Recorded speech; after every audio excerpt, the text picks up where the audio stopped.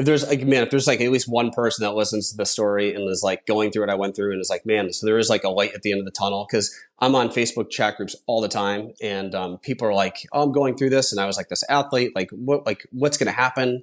I'm trying to tell people like, dude, you'll get through it. Like there's going to be times it sucks. Trust your doctors, trust the process, like advocate for yourself. That's a big thing. 1, 2, 3, 4.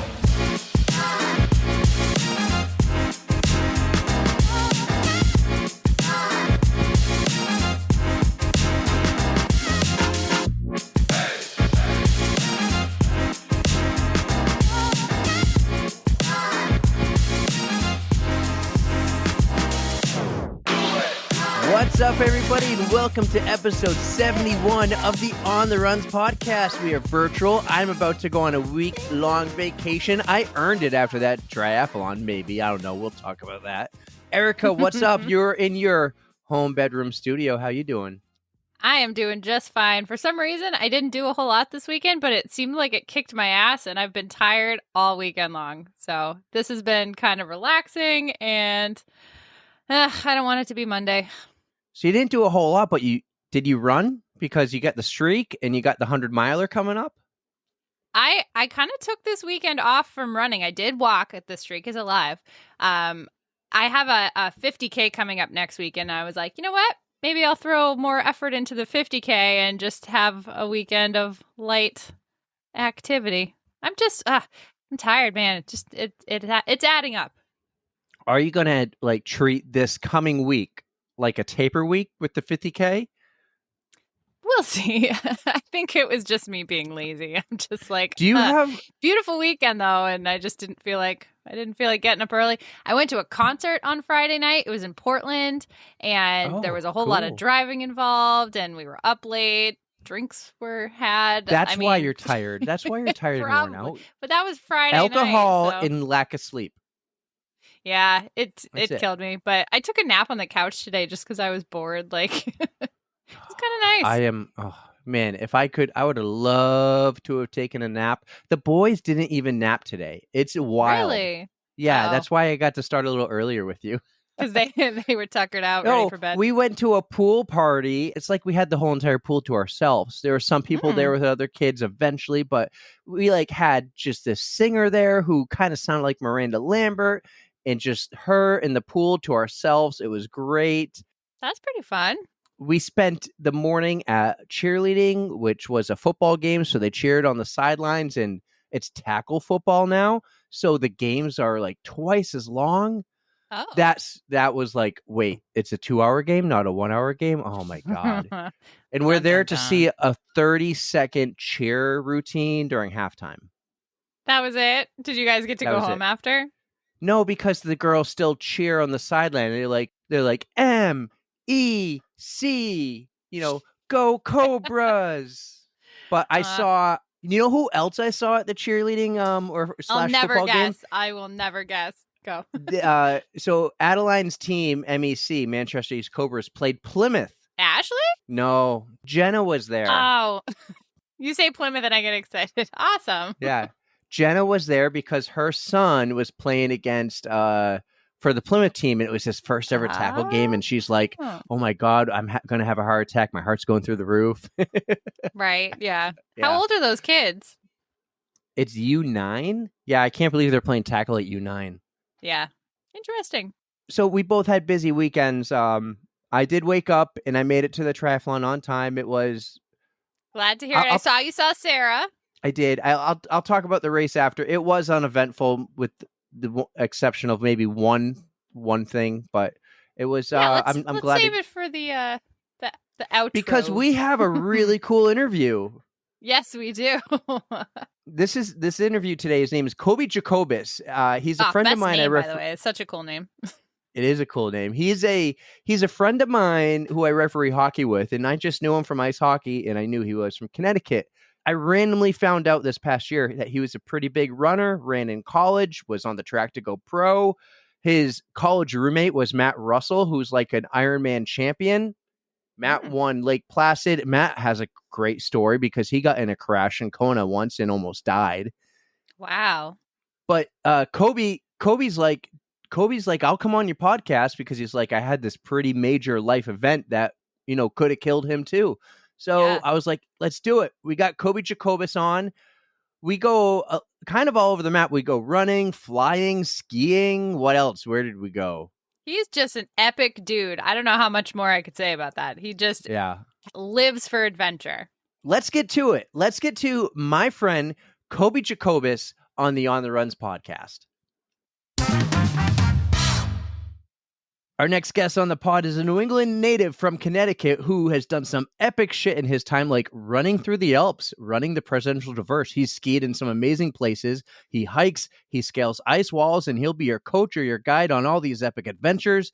He's also has a pretty impressive running career. He's here to share all his epic stories with us. It is our pleasure to have Cody Jocobus, one of my hockey referee friends, on the pod. Coby, welcome, buddy. Thanks for having me. Psyched to be here. Coby, all I can say is wow, just based on his intro. I cannot wait to hear more about you, but you just sound like a genuine adrenaline junkie. So I'm very, very excited to talk. Yeah, I actually just started to learn to fly an airplane. So I'm like 28 hours in right now. So that's been so kind of add fun that too. to the list. Check it Yeah, off. right. Yeah, pilot, right. I actually Very added cool. that to my notes. I added that to my Breaking the Ice notes since I last sent you the notes. I was going to go, dude, you live in my dreams. Your Instagram page is like everything I want to do, the skiing and all the hiking. And now you're flying. I told my wife, I want to learn how to fly for my 50th birthday. I told her this years ago. Yeah. And you're out here doing it. How did you get into flying? I just kind of went for it. I have a couple friends who are pilots and always wanted to do it. And I was literally scrolling TikTok one day and I just saw this guy was like, so like, how do you become a pilot? Just call a flight school, take an introductory flight. I thought about it. I had a girl in class. I was just talking to an 8th grade girl in class talking. She mentioned her father was a pilot. I was like, you know what? I just made the phone call. And then the next week I couldn't sleep because I was like so excited for the first flight. And and I was kind of afraid I wasn't going to like it or it'd be like too scary because those small planes, everyone's kind of nervous about. But yeah, we went up and we flew around. Was it the Nubble Lighthouse? And that was awesome. And then just like Saturday, I flew up to Brunswick, Maine, right up the Maine coast over the water. So that was phenomenal. And yeah, it's been great. It's been super fun. Hashtag jealous. Yeah, I looked into this like years ago and it seemed like hundreds of thousands of dollars. I actually, when I ref the men's league in Exeter, there was a JetBlue pilot and he's like, no, you should do it. And you can fly these big, he goes, don't do regional, do the big planes. And I'm like, I don't know, dude. I'd be fine if I just flew the little UPS pawn hopper, up to Maine or New Hampshire to give like deliveries. Like, I just want to fly and be up there. It looks so cool. It's super cool. I mean, the freedom of it, right? You're up in the cloud. Like, and I have to say, like, I can't be in a lot of clouds, but some clouds kind of around us, just kind of being up and amongst them is just, it's like surreal. It's so cool. And I'm starting to get really comfortable with like the turbulence and getting kind of aggressive now with the plane and being able to handle it a lot better. So it's been a blast. It's definitely expensive. Are you a skydiver too? Do you skydive? I think that's out of my realm. I don't know. I feel like that's like too far. Maybe really. That seems to go like right up in there. It's like I don't know where it falls in between, but maybe another time. Maybe one day. But right now, just trying to fly the plane and that is too cool. Nice landings and it's been super fun. So. Yeah, a lot of people like to land in the airplane they take off in. However, my brother's the opposite. He has like 300 plus jumps. Oh, man. And the only thing he hasn't done, because he's an epic skier just like you, he has not skied off a cliff yet with the parachute, not to my knowledge. So he can't tell you because he'll say it on the pod and then your mom will find out and she'll get mad. My mom will freak out. Yeah. So, but I know it's on his bucket list. Dude, that's so cool. So thanks for coming on the pod. You and I realized how epic of a runner you were only about a few months ago, because you and I were refereeing a hockey game together and just in chatting in the locker room. It's like, hey, what do you do? I'm like, I'm doing a podcast on running. And you're like, well, I have a pretty awesome running career and running story. Yeah. Pretty crazy story, right? So we'll get to that. But let's start with the beginning. Okay. You're a New England native, but from Connecticut, you live in New Hampshire now. Yeah, I live in the seacoast of New Hampshire now, up in Rye. Really nice running roads up here. What's weird is everyone loves running on the seacoast up here, but I'm not a big road fan. I like the woods. We used to live out in Deerfield, Bearbrook State Park. If you're up in New Hampshire, my God, that is like, I think it's one of the best places I've ever run for trail running. Just really, really nice trails and 40,000 something acres. You can do like a 15-mile run on the trails and not repeat anything. It's just, it's unbelievable. Yeah. We've been talking quite a bit about Bear Brook lately, just for all the murder podcasts and such. But trust me, I'd get out of work some nights throwing like a really bright headlamp. I'd start running, and like the sun would set with my dog, and there's a cemetery out in the middle of the thing. And there's times, man, I would the hair would be crawling on my skin, like getting super scared. So just the pace would slowly get faster and faster. Good to know. Yeah. So run with a friend or a dog. Okay. Yeah. We have a friend who is swimming in the lake doing some triathlon training, and she's like, I don't advise to swim that lake. It's nasty. I go, yeah, were there barrels in the bottom of the lake? Yeah, right. Yeah, that lake isn't that clean over there. I mean, it's not bad, but it's kind of like, I don't know. It's not like this pristine lake. Let's put it that way.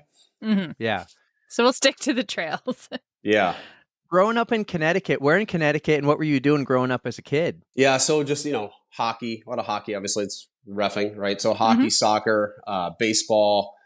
Then I got really into golf. Big time golfer. Yeah, played a lot of golf growing up. But my dad ran in high school. He kind of really pushed the running.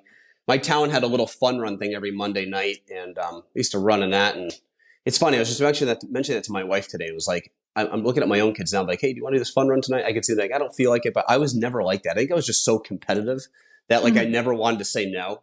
I mean, we just played laser tag last week with my own kids, and we start with the laser tag. They're like, hey, no running. I come out of this thing after 30 minutes. I have like sweat stains around me, pouring. Got yelled at for running. It's just that competitive drive. So I started out with these fun runs, and just loved doing that. And then I got to high school. I was so burnt out from soccer. Quit soccer, started running. Had a pretty good coach. The team I came on, they had won the state title the last 3 years. So I was fed into this like pretty good program already. And what was amazing about the high school I went to down in Simsbury is across the street from the high school is a state park. I mean, right, literally across the street. And it's like an old rail trail that just leads you into the park. Nice. About a mile in, and then just unbelievable running trails. And then that backs up to an all girls high school. And there's just more running trails back there. So I just grew up in a town that had a phenomenal, area to run. So just that's what really my passion for it really started to grow. So trails are your jam. That's my jam. I'm a little jealous. I have not quite nailed the trail thing yet. Yeah, love it. I love the trails. I mean, it's on days I'm tired. I remember just like I like the more technical style trail, not so much hilly, but just tougher footing. It would just kind of slow me down because I'm the kind of guy that like once I start, the pace can just start creeping and creeping and creeping. And nowadays, as I'm older, it creeps from about 8:30 pace to like sub 8. But back then it was significantly faster. So those roots and rocks will rein you back in a little bit. Yeah.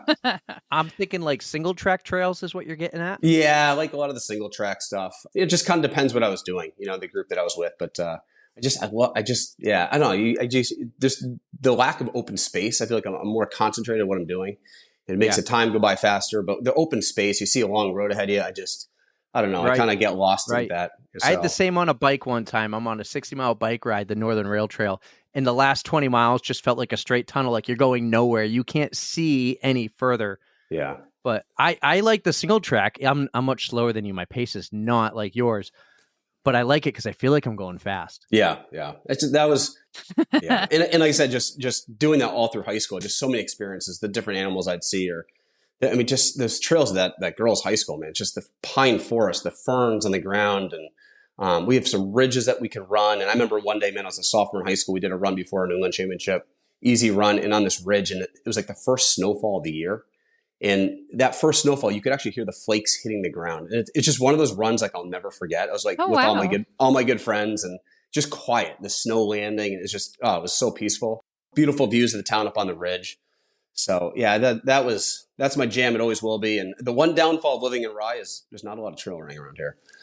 That's true. So, yeah, you got the beautiful scenery, but we got the beaches. Got to trade it for a little bit. Yeah, you could do some beach runs. Those are always hard, never fun. Yeah, I definitely don't miss the deer flies out in Deerfield. The worst. The worst. Just like swarming your head. So, do you ever do the tape on the back of a hat to see how many you collect at the end of a run? So I had a buddy, a really good runner, and we were out running one day. He had read something online that if you took like a dryer sheet, I remember him pinned a dryer sheet to his head. Yeah, it didn't work. He was swarmed with bugs. Running. I've run days with a pine branch trying to whack things off my head, and yeah, it's this. Of course, my high school coach's big thing is if you could just hold sub 6 minute pace, they wouldn't bother you. He's got a point, but hey, that's hard to do. Well, no, I had a brain freeze because you mentioned the dryer. The dryer sheet. I had a brain freeze from when one guy in the hockey referee room gave me a woman's like tampon pad Oh yeah. to put on my forehead seen because that, I had yep. no hair to hold the sweat, and I was Yeah. like, "This thing's amazing." I like, this wish really I would have worked. seen that. That's I don't buy, hysterical. but I'm like, I have to keep buying them. I have to keep going to CVS and buy them. So I just bought skull caps from Bauer. But so, anyways, that was funny. Enough about that. So you're in Connecticut. You're running in high school. What Yep. brought you to New Hampshire? How do you get up here? Oh man, I was in New York for 2 years over at Marist College, and I just was not very happy running there. Good coach, good program. It just wasn't me. Didn't fit in. Went on a trip up to New Hampshire after I got released, which was a whole process dealing with the ADs. Remember, I was like, it was one of the most nerve-wracking things talking to my coach about that. And I finally had a roommate who was like, listen, if you don't go today, I'm going to do this for you. Because he could tell how miserable I was. I got a release after our up at our regional meet up in Boston. We were up in Boston, ran a regional meet. I ran terrible. And I knew I had way more in me. I remember I didn't even take the bus home with my parents. I literally applied to UNH that night amongst a couple other schools. And I went up a couple weeks later for a visit once I got my release, and I just fell in love with the campus. And honestly, once I was up there, I just felt like it was more me. I'm like a New England boy. I just the whole New Jersey Long Island thing. Nothing against people from New Jersey Long Island, but it was not my cup of tea. And the big thing was there was not a lot of trail running out there. Everything was roads, a lot of concrete. We've been pretty good trail running up here. A lot of it can be road trail kind of stuff. Which is pretty good for college running because like slows you down some days, and you can also kind of pick the pace up on some of the easier days. But UNH, I felt like I was finally at home. The campus, the team, my coaches, so it was great. So maybe I skipped a step. You're in high school and you got recruited to run college. I didn't know you went to Mercer. So Marist College. Marist. Yep, in Poughkeepsie, New York. Yep. Yeah, I had a couple of coaches that were recruiting me. Like smaller D1 schools. And so I was looking around, and I was kind of not on the ball, to be honest with you. As a senior, I was kind of more into my running, and kind of got in late and made that decision. And I went, and I was super psyched. I was training super hard, and I just felt like it was not a very good match for me. And so is this just cross country, or is it like cross country and track and field? No. Yeah, dude. When you're a distance runner in college, you're running cross country, indoor, outdoor, and then you're putting in a ton of miles over the summer. Keeping you busy, yeah. Yeah, it's a full-time gig, and you're pretty much racing.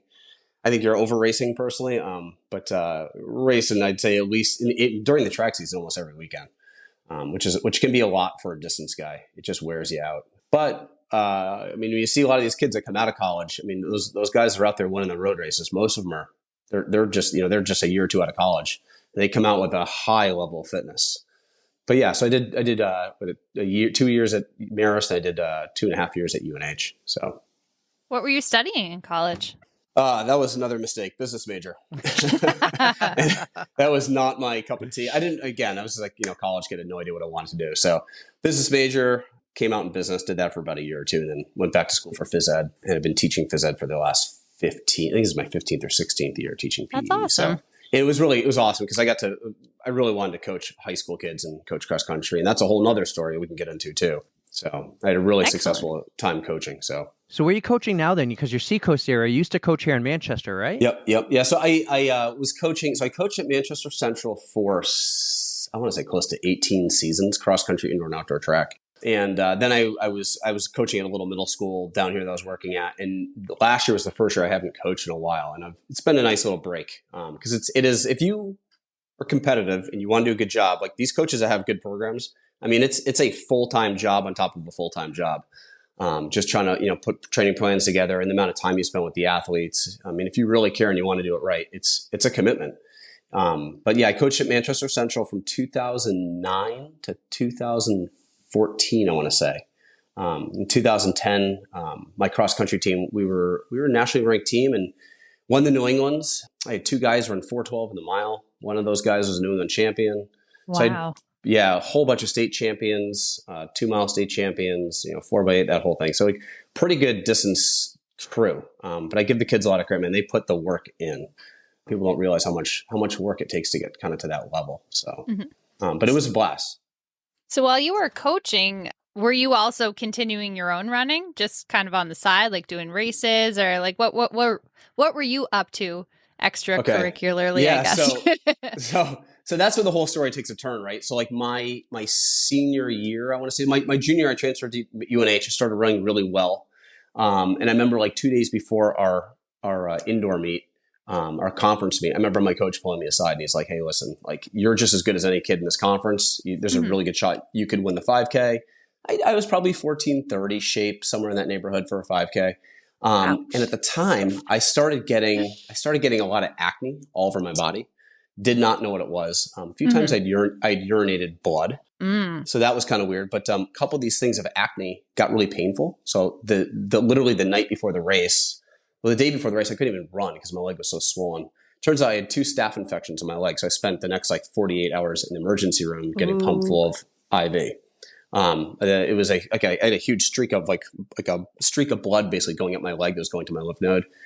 So it was a pretty big deal. I had to get that taken care of. They didn't know why I had this acne all over my leg. Turns out when I was 28, this was what, 20 at the time, but when I was 28, I was finally diagnosed with, or 27, I was diagnosed with failing kidneys. I had chronic kidney disease from an autoimmune issue caused by, they think it could have been possibly caused by strep throat, but IgA nephropathy was the autoimmune issue that caused my kidneys to fail. Yeah. So I really struggled. I would say after that race, like it just kind of like started going downhill. I had a little rebound that next summer. I was out in Boulder, probably putting 100 miles a weekend with a bunch of guys from all over the country. It was great. I had a great group of guys to train with. And so I was out there that summer. And but I didn't feel like my normal self. And then that season came and I had also more staph infections, acne. My ankle started swelling. I remember one run specifically, we had raced Providence the day before and we went out to go do like an easy 10 miler. And I literally got about a mile into the run and I had to turn around because I remember thinking to myself, there's no way you could put a gun to my head and I'm not going to finish this run. I felt that bad. And I remember getting into the locker room and I peed and my blood was like black. And so I went to the trainers. They're like, we don't know. Go see health services. They don't know. I was like 20, right? And so this kind of process kind of kept going on and off. And I went to different doctors and no one really did any blood work to test me. And I didn't know. A lot of the doctors kept putting it on my running. Like, I think you're running too much. You got to back off on the running. You're a fit guy. You know, my ankle started to swell. I had really bad night sweats, which now looking back, I'm like, man, I should have like been to the doctor, but I just didn't know. Yeah, really bad night sweats. Couldn't sleep. And my running performance started getting worse and worse. My last year of college basically was kicked off the team because my performance was so bad. I remember my coach screaming at me and 2 other kids in the locker room, felt we were partying, but I wasn't partying. I felt like crap. I had a failing organ, you know? So I remember going down to Miami with my mother. She had a business trip and I just had to get out of the area. So I just kind of tagged along with her and trying to run down to Miami. And I was a mess. I never stopped though. I just kind of kept running. Right. And I would have moments where like things would go really well, things they wouldn't go really well. And in 2005, I remember kind of like stringing some pretty good training together and running some pretty decent times, like at the Mayor's Cup and the New England Cross Country Championships for like USATF. The big issue happened was, I think it was 2007. I had a roommate qualify for the U.S. Olympic trials in New York City at where was it? Central Park. And I remember like being super motivated. His name was Steve Meinalt. Steve had qualified, so a bunch of us went down to go watch him race, and I was just super motivated. I'm like, you know what? Like, I want to like try to achieve that. And I remember the next day I went out and I ran 18 miles. I was like, I'll just do the last 6 on the track at like, 5:40 pace, whatever. Nothing super fast. And I could not hold 6-minute pace for the life of me. It just felt, and I remember I could feel fluid moving in my ankles. So That's not right. Yeah, I called the doctor that Monday and they're like, we got you in like 4 weeks. And my sister was in nursing school at the time, right? So she comes over and she's like, hey, let me take your blood pressure. She takes it and it's like off the chart. It's like 210, I don't know, over like 120, like just something insane. And I was like, you don't know what you're doing, blah, blah, blah. So I put on a blood pressure cuff, took it off the charts. So called the doctor that Monday and he tells me I can't get in for 4 weeks. So I'm like, well, I feel like I'm having chest pains too. He goes, you need to come in immediately. So I went in that day and it was right before like Thanksgiving and gave blood work and I left, went up to New Hampshire to see my wife's family for Thanksgiving. Get a call the next morning. Hey, like the numbers are way off the chart bad for your kidneys. Like you need to come right back. So I drove back in the car to see this guy. And that's the first time I'd heard the term, like the word like kidney, like it's a kidney issue. Mhm. So of course, like any other person, I did like, Google MD, like I'm like my own doctor now. So I just typed in all my symptoms and I typed in Bad kidney, news. and I diagnosed myself right then and there. I right away, IgA nephropathy pops up. They sent me to someone. I had a biopsy done, and that's how they made the official diagnosis, right? And I was like, okay, so like perfect. We figured this out. Like, what pill do I take? Like, how do I like? What do we do? What's Like, next? we Yeah, figured this out. Yeah. exactly. And I was psyched because I was like, thank God they figured this out, because I mean I felt terrible. Mhm. My face was swollen, so they put me on this diuretic. Right, it was a blood pressure med. I woke up the next morning, and I tell you, I lost like 25 pounds overnight. I mean, I remember coming downstairs, and I went downstairs in like the shortest running shorts I had to show like my family, because I was back home. And I was like, look at my legs. I'm like, I look like a distance runner again. I mean, I was thin. I looked like cut. It was all the water I'd been retaining. Wow. Yeah, it was crazy. Right. So then I went to this doctor, and we had a biopsy done, and he gave me the actual diagnosis. Now, my big question was, because running was such a big part of my life. I mean, it was like my social outlet. I was at races on the weekends. I was doing a lot of triathlons at the time. And honestly, I moved a lot to the triathlon. Nothing against triathletes, but it was my running was like so bad that it was kind of like another area for me to kind of get into. Mhm. I was doing well, but I just remember always feeling like I just felt like I never had that. Best way to describe it, it's like when you have a really good training block, you can almost feel that fitness occurring. And I never had that. I always had that feeling through college, but I never had. I felt it definitely in high school, but I didn't have it. I didn't have it. So anyways, this doctor diagnoses me, and I was like, so what's the outcome with my running? And he just looks at me square in the face, and he's like, you're never going to run fast again. And I'm like, He said never. No, he's like, you will never run fast again. He's Ugh. like what you used to do. He's like, you're never going to be able to do that. And it took me by surprise. And we had this whole conversation in there, and he's like, probably in the next 10 years, you're going to need an organ transplant. And holy cow, like hearing that for the first time, especially Scary. as someone, scary, right? And especially as someone who was like, you're a college athlete, you think you're pretty damn fit, right? Especially as a runner. So, and I always felt like I had a pretty strong body and could kind of handle anything. And I mean, I remember walking at his office, my fiance at the thing, she was my fiance, wife, girlfriend, so whatever she is, my now wife, but she was out there, and she looks at me, and my mother's out there, because this is a big deal. And I just didn't even talk to him. I went in the bathroom, man. I didn't even turn the lights on, and I probably cried for 10 minutes. It was hard. So that was 2008. That was 2007, November 2007. And then April 22nd, 2008, I ended up needing, that's what the day I had my kidney transplant. So it went downhill like really fast. And I remember that winter, they actually were giving me, I was getting shots of EPO, which for people that don't know, like in the 90s, that's like one of the drugs that all the endurance athletes that were doping that they were taking, right? It's a synthetic protein that boosts your red blood cell count. Because I was so anemic. So they were trying to boost up my red blood cell count, because I remember just reffing hockey games. I mean, I felt like my heart rate was going through my chest. But they gave me some EPO. They bumped my numbers back up. And man, within a few weeks, I was back out running 7-8 miles. They finally got rid of the inflammation from the swelling with the blood pressure meds. And then I got the EPO. Man, I felt great. I was back running like, 640s again, and like cranking on some miles.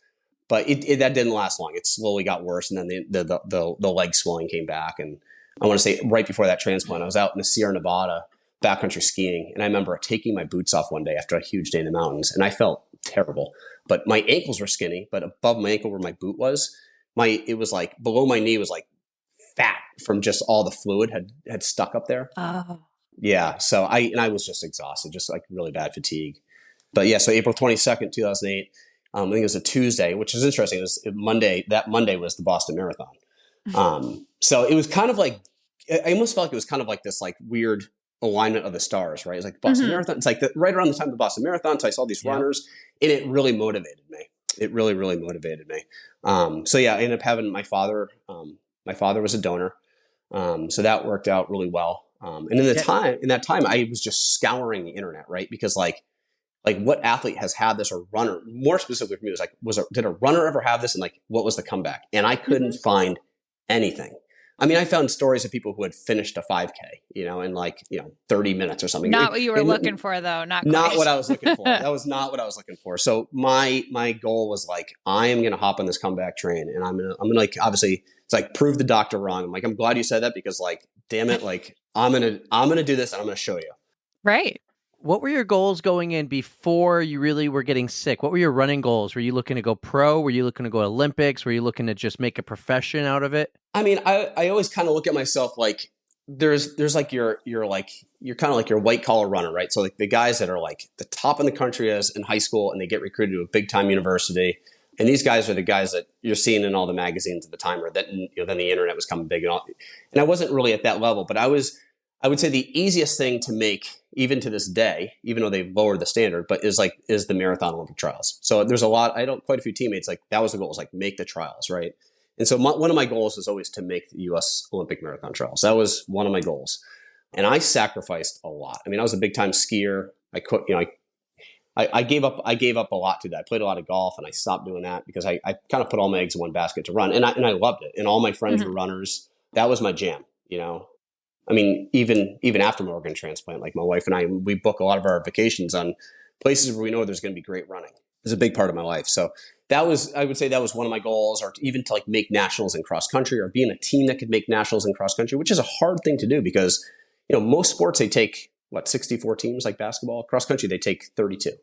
It's hard to make it. And maybe it's changed since I've been there. Maybe, I don't know, because I graduated in 2002, but they take about half the number of teams. I mean, you could win your conference for cross country, and that doesn't mean you're going to nationals, right? But basketball, you win your conference, or soccer, you go to nationals. So the rules are a little bit different. It's much harder for running. So that was my goal. I wanted to be like a low 14-minute 5K guy. I just wanted to see how good I could be.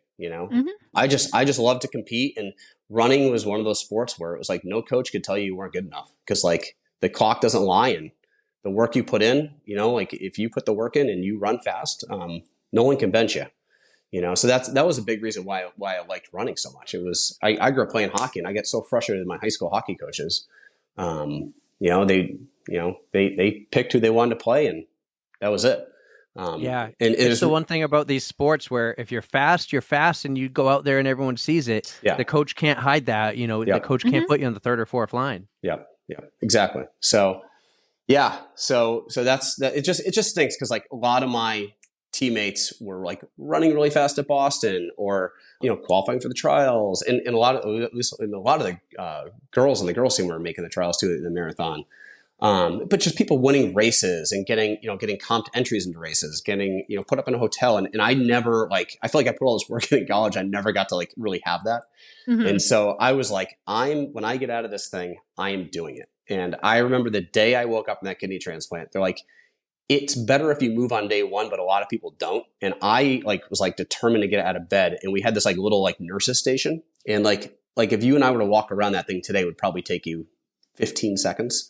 It probably took me 2 minutes to get around this thing. And that became my track. And I would design myself track workouts. And I'm like, I'm going to do, I'm going to do I don't know, 8 by 400. And I would get a little sip of water, and it would take me 2 minutes to walk around this little loop that would take a normal person 15 seconds. And little by little, I'd start getting faster. I'd watch the clock, and it was just kind of my game to get myself out of bed and get myself to do stuff during the day. That's good. How long were you laid up in the hospital for? It's interesting. The kidney transplant, they get you out pretty quick. I would say about 5 days I was out, and then they kind of just throw meds at you and kind of see what sticks. And I didn't really realize that. So when I got out, yeah, I had moments I'd go for a walk and I was getting lightheaded, and blood pressure meds are off, and you're still in a lot of pain. I mean, even out of the hospital, a ton of pain. Mm-hmm. And I did not want to take any pain meds, So I was on pain meds for the first day, and after that, I just kind of dealt with it.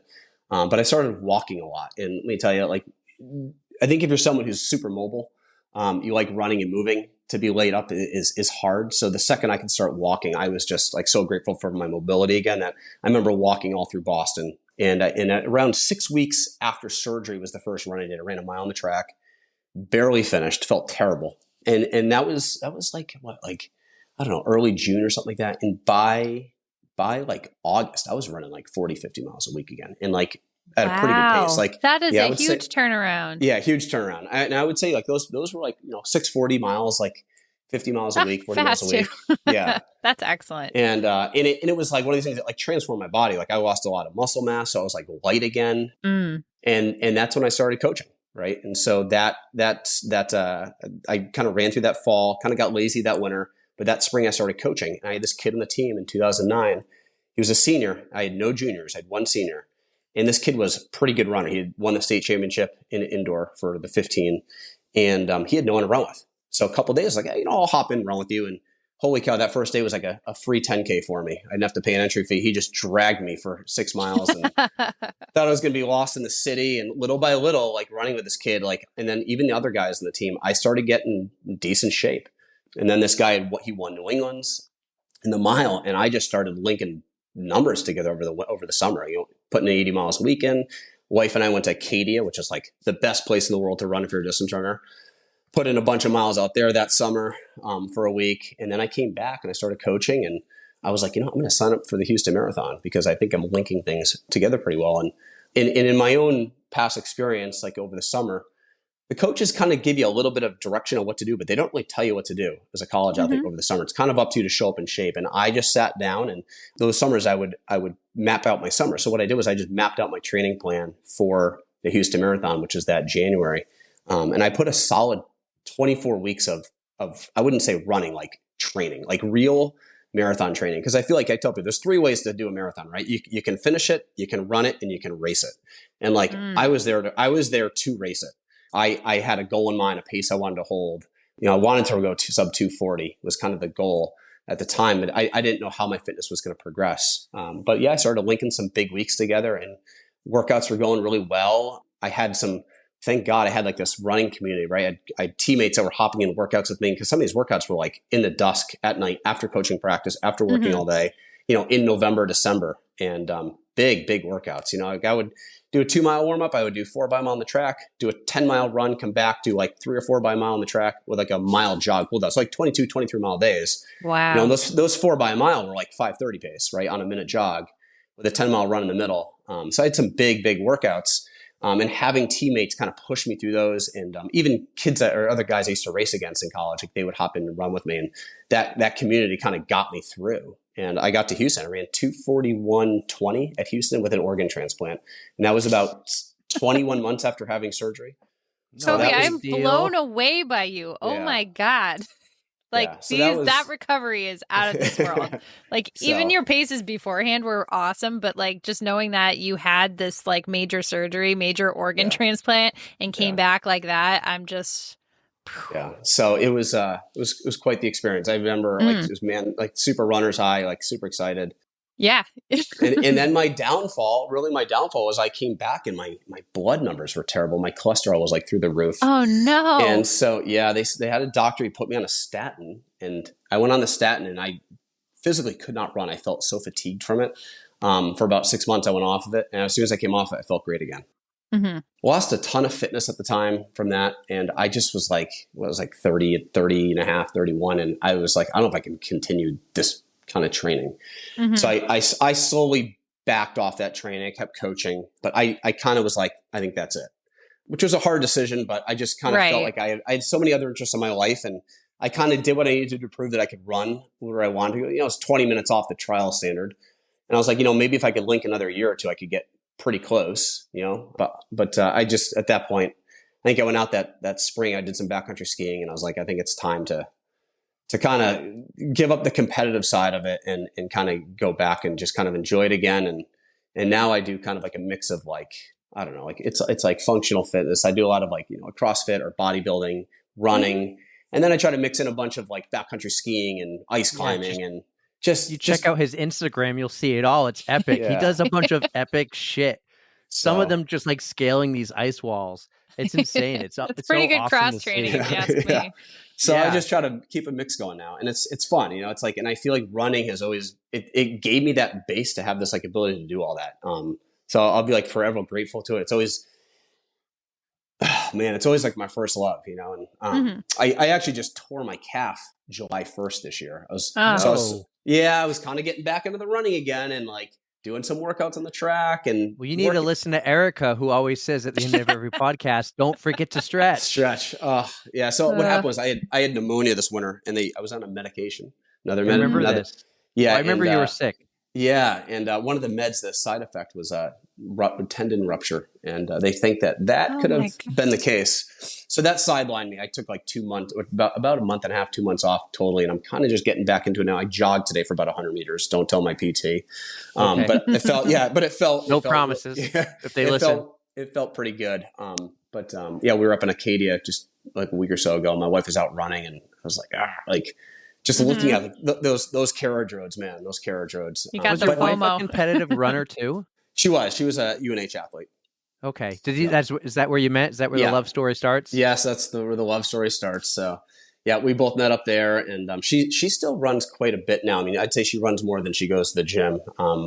She's like she'll always say it's like there's no better workout than running. And what's interesting is for me is like going to the gym and lifting weights and working out and maybe doing a CrossFit style workout. Like I recover and respond so well to running versus that. Like that kind of stuff I do, it just crushes me for a few days. But running, I can go do a 10-mile run and I feel like I recover super fast and I gain fitness faster from it.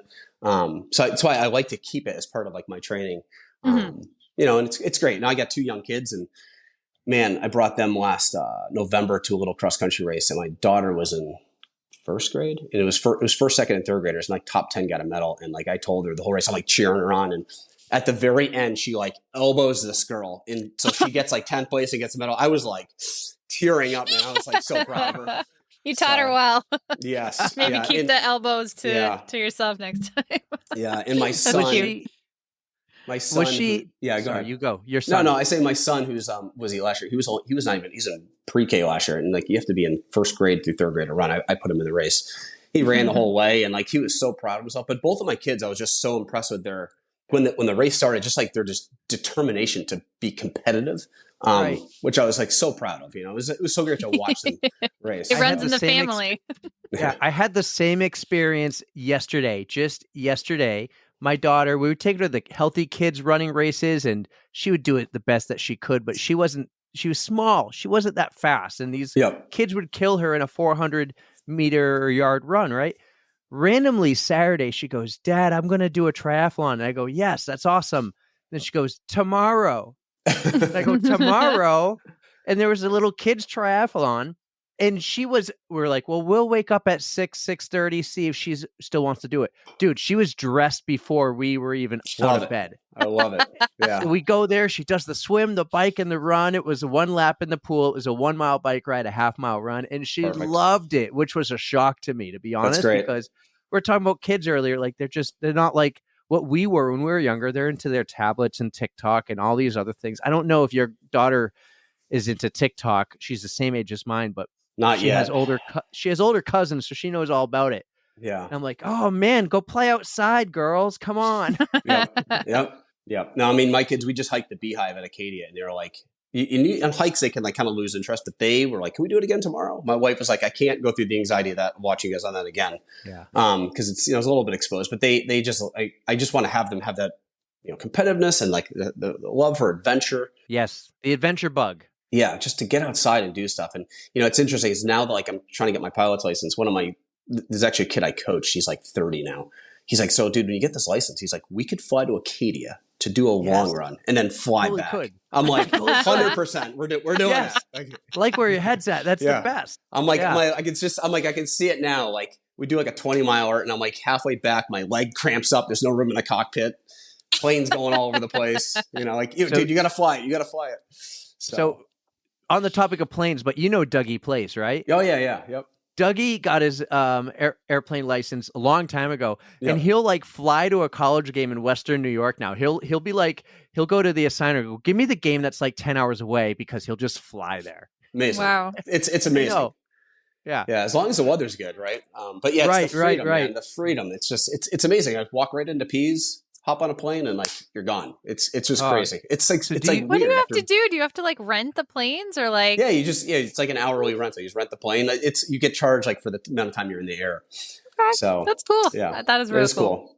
One But, day, Erica, we can like rent a plane and fly to who knows where, I ain't in doing Jersey, that. and do a marathon. just gotta go I do would it. Yeah, we'll do it he'll fly us, and then one day I Yeah. can get my pilot license. I flew a little Piper one time. It was real fun.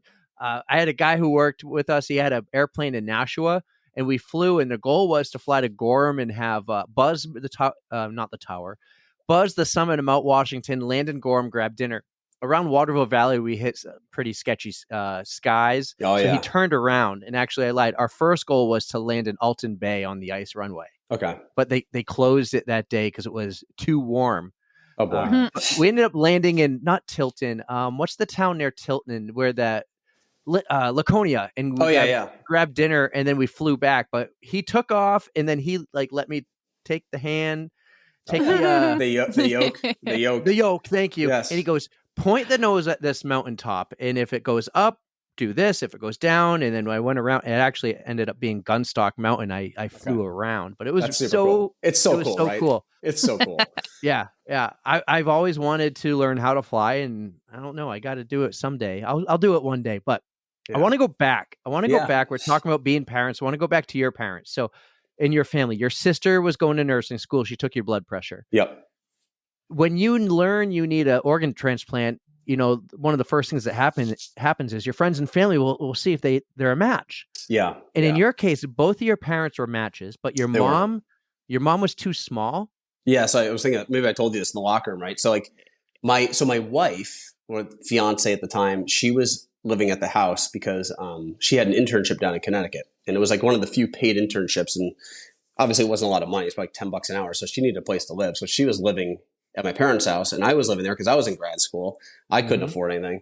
And she calls me one day, like in tears, like shaking in tears. I'm like, what's going on? She's like, I just walked in. Your parents are screaming at each other. Like, I don't know what's going on. And I'm like, I have no idea. So I come home and I'm like, hey, what's going on? And it turns out so my mother was going to be my donor originally. But they had told her that she was too small. Kidney didn't have enough ability to filter whatever needed to filter for my size body. So my dad had to be the next person, and she was not happy, and my father was like, he needed to lose some weight, to put it in a good way. He was a match, but he wasn't in good enough shape. He was he was a match, but he needed to get his blood pressure down, cholesterol down, had to lose some weight. And she came home one day, and he hadn't exercised, been watching TV all day, and she just lost it on him. Lost it. But she, like I said, I was telling you, she would have tied him to the back of the car and dragged him around the block, for a week to make him lose weight. So he got his act together, got the weight down, and did what he needed to do, and ended up, got his kidney. So I have a 73-year-old kidney in me. So when I ran that marathon, I was 31, 42, 60. I had a 61-year-old kidney when I ran that marathon. Yeah. So it's a good story. It's like I tell people, and I remember when I found out it was a kidney issue, I remember what my wife was like, oh, I would donate a kidney. I was like, no way would I do that. It weirded me out too much. Mm-hmm. And now that I've gone through the process, I tell people, man, if you have someone that needs one, my father's doing great. He's in great shape now. And he wouldn't even, like he said to me, he's like, if no one told me they took it out, I would have no idea. So yeah, and my numbers continue to be good. I try to go down to Mass General a couple times a year and get my numbers checked, and numbers stay good. So I really tell people, man, be an organ donor, because it saved my life. If there was no such thing as an organ transplant now, I'd either be on dialysis or I'd be dead. I just celebrated 15 years this April, at my 15th year anniversary. Yeah, so. I try every 15 years to do something crazy, and this year was one of the years I didn't. But you started flying an airplane. Well, yeah, I guess that's what I did, right? So it's crazy enough in my book. I try to jump out of it now. I try to get out in the mountains and do some big day, some huge epic day where I just crush myself. Let's talk about that. Yeah, let's go into that, because you've done some epic shit, man. I'll tell you, the one thing I want to do is I really want to hike the Prezzies. I've never hiked the Prezzies yet. I've done some pretty cool loops, but that's just what I want to do. An end-to-end 18, 19 miles, 9,000 feet of vert. You ran it in January. So that's in the middle of the winter. Yeah. So I did it. I did that actually on my 33rd birthday. I had a teammate, and I happened to be looking at the weather. He lives up in North Conway. We were looking at the weather, and it looked really bad on the seacoast, but up north, it looked like it was going to be pretty mild with strong winds. And he's like, hey, I really want to do this. We should do it. But the nice thing in the winter is there's no rocks, right? So you just kind of run on top of all the rocks. True. And you get all these melt freezes that go on. So you really don't need snowshoes. You can just wear micro spikes. So we just wore running shoes. I had running tights on. microspikes. And we did have running snowshoes in our bag. We did not need them. But yeah, because you can cut a lot of the tangents because you're just running on snow. And you get a good snow year with that good melt freeze, and it can be pretty fun. But I think we ran from the summit of Mount Washington to the Lake of the Clouds. It's like, I don't know, mile 0.5, mile 0.6, something like that. I'd have to look at a map, but we probably did it in 6 minutes because it was straight downhill. We went in a straight line on top of snow. And I remember the winds had been blowing like 70 miles an hour. They were just whipping. But it was one of the warmer days of the year. We got kind of lucky. We had like I don't know, 40 something degree day or high 30s. Did you plan for that? We didn't. We just kind of like, we'd been talking about it and talking about it and talking about it. And I happened to just text him, and like he texted me back. Next thing we're on the phone talking, and I drove up at like 2 a.m. I picked him up, and we took 2 cars, dropped a car off at Valley Way, and then dropped it. Oh no, we didn't. We dropped a car off at the Highland Center, and then Crawford Notch. Yeah, up in Crawford Notch, and then we went over to Valley Way and went from there. And we got all the way back to the car, and we realized that we left all of our dry, nice, warm clothes back in his car. So we had the heat on, and like it was fun, man. It was like, I remember being really happy to be done, but it was an epic day, and it was one of the things like you just want to eat after, but then you get the food, you take like 2 bites, and like you just can't even eat. I know it. Yep.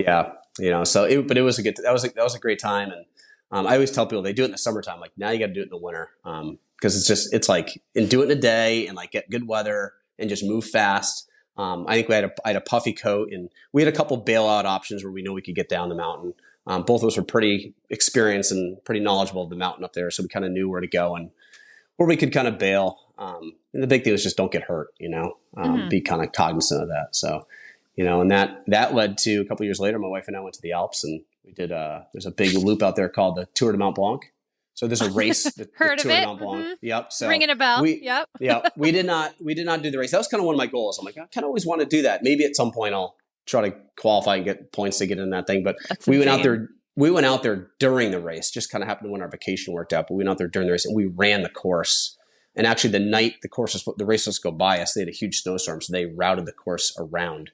But the next morning we're like, screw it. We forged on, we're like wading through snow. But man, let me tell you, you want a good place to go for like a little vacation, like a little running kind of vacation. Like you just take a day pack, 6-pound bag, and you just run hut to hut to hut. And like, you get 10 miles in, you want to stop and get a cappuccino, you just stop and get a cappuccino in like a little Swiss village, and you move on. And next thing you know, you're like in Italy, and like, it's just incredible. That sounds incredible. It's like the most epic trail running, right? Because like the views are just incredible. You're in and out of the clouds, and it was crazy. It was crazy. So that was a trip I will not forget. And I want my kids are going on that at some point. They don't have a choice, but they're going to be doing that. And the next one, I want to do something in like the Dolomites next. But the Tour de Mont Blanc you're a trail runner, man. You got to get on that. Doesn't even have to be in the race. Like just go run the race course. It's well marked, and a lot That's of like happening little soon, huts isn't to sit. it? Yeah. UTMB, it's like in a couple of weeks. Right. Yeah, it's right around this time of year. Yeah. Mm-hmm. So I've been keeping tabs on Courtney Dauwalter. I know she's doing it too. She's just unstoppable this year. So that's the only reason I really know about it. Oh, it's like, holy shit, she's doing it again. It's super fun, man. Just the flowers, cool. the views. Oh man, cool. Super cool. So I'm jealous. I really am jealous. That just sounds unreal, out of this world. Yeah. So back to the Prezzies, because it's all the snow on top of the rocks. When you're there in the summertime, you can see the trail for miles, and it's like a snake.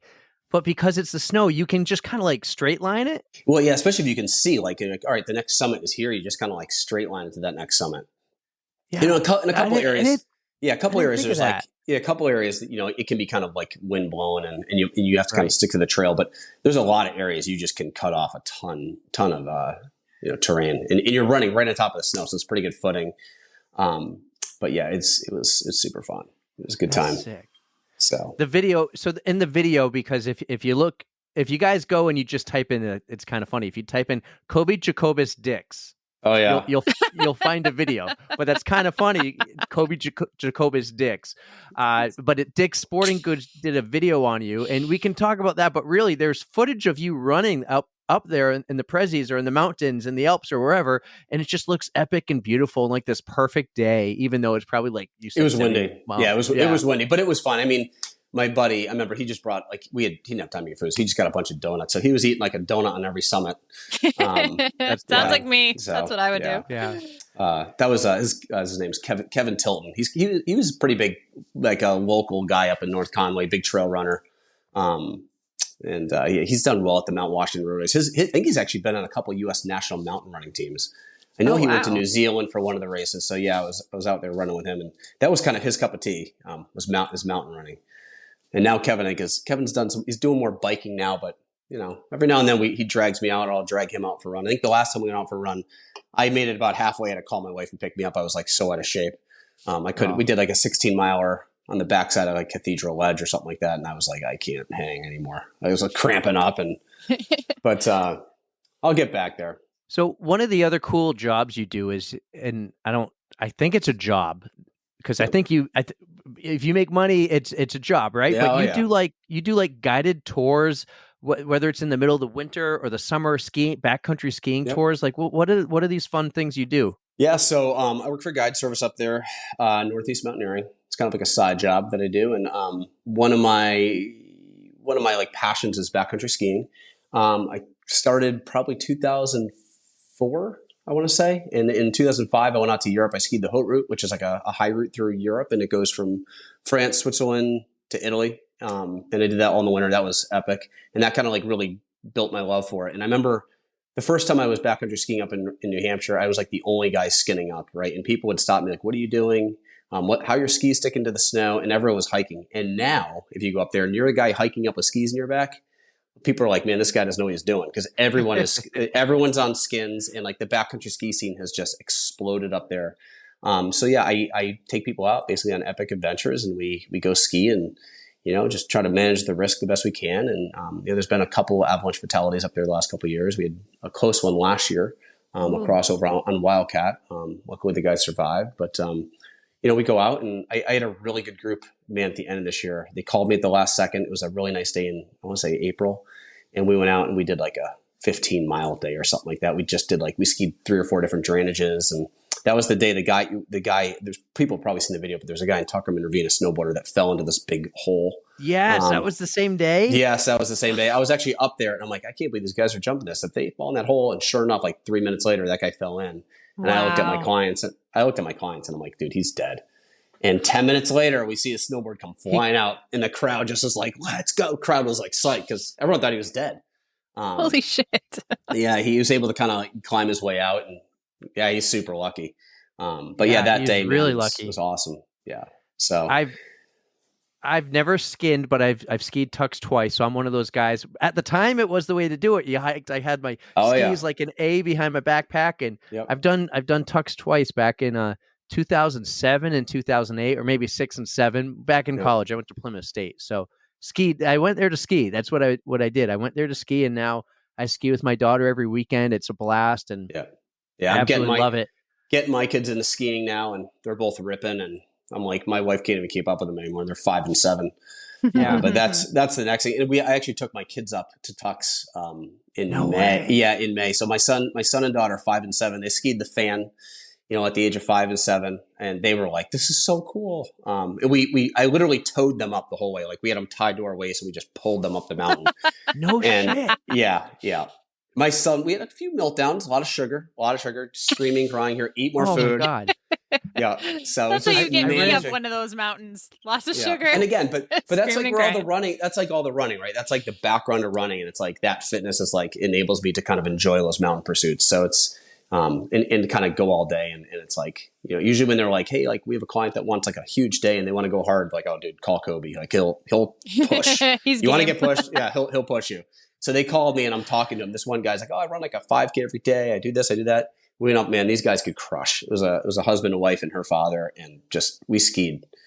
What did we ski? Airplane Gully. We went up to the summit, skied the East Snowfield, skied Tux, went across the Alpine Garden, not the Alpine Garden, the other side, over to the Lake of the Clouds, and we skied down the Mineral Brook, and it was like just this epic day. I want to come with you one time. Yeah, maybe don't push too much, but I want to come. I can give you all day. Yeah. You should totally man, I ran into Tori and Chris Peter the other day. Oh, yeah. I was riding my bike in the Seacoast area, and I rode by them, and pulled over and they're like, "Hey, do you ski?" I'm like, "Yes, I ski all the time, but I'm not like," because they skin all the time. Yeah. And I see it on Strava. I go, "I'm a chairlift guy unless I'm going to Tux." Yeah. I actually ran into Chris Peter up in the mountain. Like I was up skiing a line up there called the Hidden Couloir, and like kind of a remote area up in the Great Gulf, and happened to run into Chris. And he looks at me, I'm looking at him, he's looking at me, and he's like, Coby, I'm like, Chris. And like it's funny because I think he doesn't ref anymore. So like every time I see him, it's always like trail running, or he's out mountain biking, I'm out running, or like I'm out backcountry skiing and or I'm climbing and so we always see each other in the mountains, like in the passing. So yeah, it's all the kind of that same community, man. Just like the thrill of endurance sports, you know? So I did my one and only Ironman with the two of them. We kind of talked about it. I knew I wanted to do it. Tori wanted to do it. So Chris Peter's like, I'll do it. Chris Peter at the time never did a triathlon. And he says this Ironman in Mont Tremblant will be his first and last ever triathlon. And so Tori and I do it. I beat Tori by 13 minutes, but Chris was so far behind, which was fun. We knew he was going to be. He had 17 hours. Tori and I would go clean up. We shower. We're at different places, but then we all go back. We meet at the bottom to see Chris finish. It's the final hour. He finished with like 13 minutes to spare, or not 13, like 30. With like no training, or he just right. Well, I was besides gonna like see just if he winged it. It kind of sounds like he did. kind of wing. He kind of did wing, especially the swim. So the thing is, there's this guy named Mike Riley. You know Mike Riley. A lot of people here who listen to, but he's the Ironman voice, right? And Chris Peter knew nothing. And the coolest thing was he has 500 people cheering for him at the finish line. Mike Riley walks over to him, like high fives him. Everyone wants a high five or something from Mike Riley, because typically when you finish, if you have a decent time, he's up in some staging or whatever, just reading every name. It's like, Coby, you're an Ironman. Erica, you're an Ironman. Scott, you're an Ironman. He doesn't even look at you. He walks up to Chris Peter, high fives him, and Chris is like, hey, thanks. Just keeps going. Not a big deal. He knew. He's just like, I did it. It's under 17 hours. I did it. I think it's almost harder to go slow, I think, right? It's like you're just out there for so much longer. Yeah. No, it is tough. It is. I find that with swimming. I've been going swimming with a friend of mine, and if I try to swim at her pace, I feel like I'm drowning. So she's learning. My first triathlon was like a little like quarter-mile swim. And of course, the competitive nature of me, they're like, they shoot the gun, we go running out. And I'm like, I'm going to take it easy. No. That gun went off, man. I'm like sprinting in the water. I'm like, I can swim. I get out there and there's it's like a single buoy, go around that, come back kind of thing. I am like hyperventilating, can't breathe. I don't know what I'm doing. And now I'm like a strong swimmer, but I can't like swim. Like I don't like race swim, but I'm like a strong enough athlete that I can like fake my way through. But I went out so fast. My heart rate was so high. I remember, I'll never forget, man. I look around, there's like no one near me. This girl taps me on the shoulder. She's like, do you want me to get the lifeguard?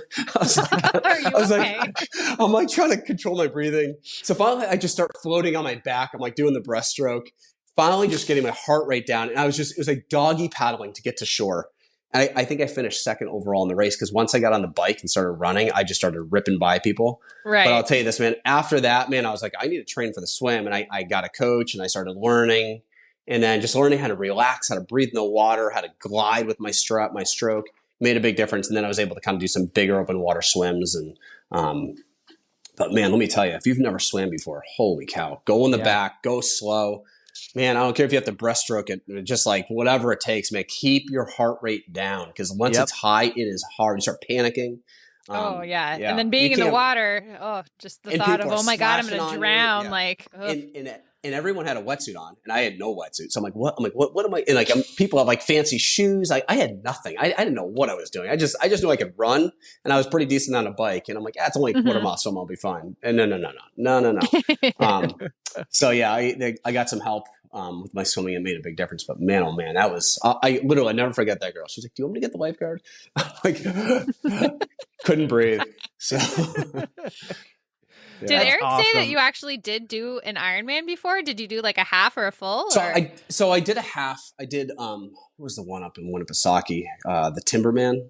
Oh. And I remember doing pretty well. I was like, I want to be top 10. And I just remember my bike flatted, and I just didn't have a contingency plan for a flat, because I was like, if I flat, like I don't want to waste the time. So I was like, I'm like, if I flat, I flat. I flatted. I'm like, my race was over. So I did that once. I actually signed up for Lake Placid twice. And, both times my kidney was failing, and I had I think one time I had the kidney transplant, and the time before that, I don't know, something else was going on. Like I felt terrible or something. Like I had an IT band issue. The swelling in my legs was really causing bad IT band issues for me at the time. And then once I got healthy, I started on that running path, and I literally sold all my tri gear. I'm like, I'm all in on running again. There you go. I completely fell in love with it again. And, it was like my jam, and I was coaching at the time, and it was all I wanted to do. And honestly, like living in Connecticut, people that live in Connecticut know, but like those Northwest Hills of Connecticut, I think it might be some of the best biking in the country. It is phenomenal. Like Western Mass, Northwest Hills of Connecticut is just, those guys are probably like, dude, shut up. Don't like tell people. Cause it is going to invade. It's that good. I mean, the climbs are huge shoulders, farm fields. I mean, you come up to New Hampshire and there's no shoulder up in New Hampshire. It's, I felt like I was going to get killed up here. And I was like, you know what? I'm all in on running. I'm done with trying to bike on the road. And I think at some point, the next step is going to be like a mountain bike. That's going to be the next go-to. My favorite is on the road bike when I'm road biking is the farm fields. I love it. And so I biked twice in Connecticut, both on the same route. It was Ironman Connecticut. It used to be called like Quasi. Is there a lake? Like, yeah. So I rode in that area and it was beautiful. Very hilly. It was like 4,000 feet of climbing in the 70.3 Ironman, which is epic. Like for comparison, Erica, the full Ironman I did was 6,000 feet of climbing. And in this half, it was 2/3 of that. So that was a lot of climbing. Mm-hmm. Yeah, a lot of climbing. The road biking in Connecticut is great. I had some nice lakes to swim in there too, so it was fun. Yeah, but, no, it was beautiful. No longer, I don't think they do that triathlon anymore, but it was a great triathlon I did. But your next running thing you got to do is you got to do a Pemi loop like in a day. That's like 32 miles. Yep. And it is, you will hate rocks. You'll kiss the pavement when you get back. You'll be I like, already hate rocks. Oh, the well, amount of rocks do you know? in that thing. Have you ever heard of Patrick Caron? Oh yeah, yep. Yeah, so we just had Patrick on, and he has the FKT, or he had the FKT, and his goal is to go back and get the FKT of the Pemi Loop. Oh. Yeah, I think he's looking to do a sub 5 or like a 5:30 or something around that. I think I did it in like 8 hours. And he did it in like 6, right, or something. Yeah. Like it's unimaginable to me the fact that you guys fast. can do that. I remember coming off of Lafayette, like just the rocks coming off of that. The guys, I couldn't even keep up. I'm like, I thought I was gonna like kill myself coming off that. I mean, it's not even a trail. I mean, just like, super sharp rocks everywhere, and it's not like rock hopping. It's like you're like rock climbing down it. It's and these guys are just leaping from rock to rock. And I'm like, dude, if you get hurt up here, man. You're not selling me on it, Coby. You're not. Getting pulled out by a helicopter. Yeah. I mean, there's sections you can motor, right? Like if you're fit, you can motor on those areas. You got to go fast, and the other areas you just got to kind of be careful and get through. But I did it once, and I'm like, man, once is enough of that thing. I remember the next day I was so sore I couldn't move. We got to the car after, and everyone's like, hey, we're gonna grab a beer and go sit in the river down there. I'm like, dude, I'm done. I'm sitting on the bumper of this car, and I'm not moving. That's the best I can give you guys right now. Yeah, I wouldn't be sitting. I'd be laying down on the bumper of the car, dead. Yeah, but a good one too is like do like Osceola from I think it's the 3 Ponds Trail. So you do like Osceola, and then you go down and you do like the Tri-Pyramids. So there's a lot of like fire roads in there. So that one you can hammer. That's a really good, like if you're someone who doesn't like a lot of rocks, you want to get like I don't know, maybe 20 miles or something like that. Guilty. That's a good one. I'll take the 20 miles, just no rocks and roots. The less technical, the better for me. I might start going to Bear Brook because I don't live too far. I'll actually mountain bike from my house in Manchester to Bear Brook. I can do the whole thing in only half a mile of pavement, maybe even less than that. So I know the trails to get there, and it's all fire roads or snowmobile trails. Yep. And then I'll ride and do single track in Bear Brook, and it will be like a 30 to 40 mile day. That's a long day on a mountain bike. Yeah. But maybe 15-minute drive. I guess it's just because I work in Massachusetts, and Erica, you live in Nashua, that typically I run south of Manchester, not north. And Bear Brook's like 15 minutes away. I should start going there more. It's so good. It's so good. Yeah. I mean, I used to live like 2 miles away. And then I found a trail that was like right off the road that I could like a mile from my house. It was even better. Yeah. And I can keep going for free because I got the state parks plate. So I don't have to pay $3 every time to go there. Yeah. Yeah, so, it's great. I mean, the single track trails in there are just, I remember there's one trail when you get in there, if you kind of like go downhill a little bit, it's along a stream, and it is just, it might be like the single best mile of trail running in New Hampshire. I mean, it is that, there's not a single rock on it. It's Yeah. perfectly flat. And it is just, it's just, the first time I saw it, I was like, oh my God, like it's going to end. And it just kept going and going and going. And then it eventually ended. And then I was able to link it. And I was like, I would take teammates in there and they're like, this place is unbelievable. Because in college, we used to run a lot in Pawtuckaway, and Pawtuckaway is not as good. It's very rocky and, Yeah. it's just one cool thing is Pawtuckaway, and I kind of figured this out from the Vulcan's Fury race is you can kind of do like a loop of the rim, and that's kind of one of my jams. It's like 6 or 7 miles, and there's some sections you're like using your hands to climb up on, but take my dog out and do that. And actually, the morning of the Dick's commercial, I actually took my dog and we went out and did that. Got up early and did that. That was one of my go-to runs. And days and I just like didn't feel like running because it was more like adventure running. I could go out and knock that thing out, and it was super fun. I want to make sure we actually talk about it because you just mentioned again the Dick's commercial. How did the Dick's commercial happen? How did that come to be? Because you told me like in the locker room, just Google Cody Jocobus Dick's, and I'm like, okay. So and I I still did, can't and it's get there. over the Googling thing, you guys. So funny story with that. So like I had a student, right? So like I'm a teacher now, and kids run, and I'm like, I used to run, blah blah blah, and I still run, but like I used to run pretty competitively, and like Dick's Sporting Goods was swearing at me. I'm like, you guys should like look it up. It's pretty cool because like it talks a lot about my coaching and stuff. Kind of tells my story. So I get the principal like sends me an email, and it's like red flag internet alert, and it's like adult content. And like adult content alert, and it's like, and it just says Cody Jocobus, Dick's running or something like that.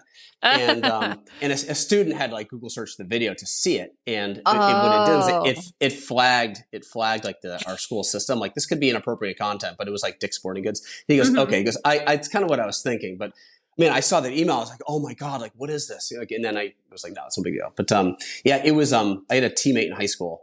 And he was a VP of brand for Dick's, and he got athletes runners really from all over the country who kind of had stories to tell. And in Dick's Sporting Goods, it was like one of their pushes to kind of like get runners in the store, and the whole like branding thing was kind of like I run for blank, and mine was like I run for renewal. Like, why do you run? And people had different stories and why they chose to run, and then they just kind of highlighted each person's story. Like one lady had raised a ton of money for cancer. Another lady just like quit her job and like mowed down this like farm field, this like Field of Dreams kind of stuff, and like built a track and like started running and got the community to run this track. And mine was kind of more centered around like my coaching and my comeback from running and how like I motivated my athletes, but then they motivated me, that kind of thing. So yeah, it was a high school teammate, and he was looking for people, and he's like, dude, I got the perfect guy like for you. Like we should use this guy. And in my athletes were super psyched because they're like, we're going to be in a commercial. Like it's like a 4-minute little film. Yeah, they loved it. It was really good. It was really well done too. And yeah, all your athletes got to talk. And yeah. They were psyched. They were like so excited. They were like, it was like the talk of the whole week. So it was a lot of fun. It was a lot of fun to do that. And do you keep in touch with your athletes? I do. I got a couple that I still stay really close with. Like the other day, we're just on the beach. I try to run with a couple of guys every now and then. The other night, had a couple beers with a couple of guys. I mean, they're all like 30 now because I stopped coaching 2014. So yeah, I do. And like, through social media, we kind of keep in touch. But some of them, I got better relationships than with others, obviously. And I ran a lot with them. And I tend to run with some of the faster guys. At the time, I was running pretty well. We keep in touch quite a bit, and sometimes they drag me out for running and then laugh at me at how slow I am. And I'm like, you guys just wait. Cause I'm like, how old are you? They're like, we're 30. I'm like, yeah, when I was 30, I ran like a 2:40 marathon. What could you run right now? I'm like, I could not run anything close to that. I'm like, there you go. So, and I did it with a kidney transplant. So I try to rub it in their face, but then they try to rub it back in my face, and it's never ending competitiveness. And I remember even like when I was coaching them, like I'd never had an athlete beat me in a race. And, that year I got smoked by 3 or 4 of them, and I heard it all year, man. Let me tell you. So I actually just ran into my old cross country coach this past winter. We ski at the same mountain every weekend. It was really cool because I haven't seen him since 2004. And then I ran into him every Sunday. We both have season passes. So he was telling me he actually just this past year was his last year coaching. And I was like, I really enjoyed it. I wasn't that fast. I did it to train for hockey. But know the Dairyfield course here. I actually ran it last week, which was super cool, and I forgot how hilly it was. Oh, so hilly, and that grass is slow. Right, right. So I remember I made varsity, and he's like, you had a great year. I was the 7th runner, right? And so I remember just doing that race and saying, I don't want to come in last. And some kid did fall on the trail, like going around McIntyre. I'm like, I'm not going to come in last. Yeah. I ended up coming in like, I don't know. I actually did much better than I thought. But I ran those trails the other day and I'm like, I remember this. It was so cool. And then Brian, his name is Mr. Devaney, Brian Devaney. And I was like, I remember coming here up all the time. And it's so cool. I hope to actually ski with him one of these times when I see him and do a couple runs with my kids and his kids. So he's super cool. He was actually my ultimate Frisbee coach too. It's demoralizing when you come out of those woods and you see like a chairlift above your head and you're like, holy, you're running up a ski mountain and it's, but I tell all the high school kids that. I'm like, man, you guys should run. I'm in middle school. I'm like, go run cross country, like go run. And they're like, and then kids do it. And then by the time they're a senior, they're like, oh, it's the best decision I made. I'm like, I told you. Like, because there's a place for everyone. And it's like, I tell people like, you're not, I mean, some kids are racing to be state champs, right? Some kids are racing to make varsity and some kids are just racing to beat the clock, right? It's like, you're just running for PRs and like, that's all that matters. Like it's you and the clock and like can you be better every day. Right. And that's why I think it's like just such a great sport.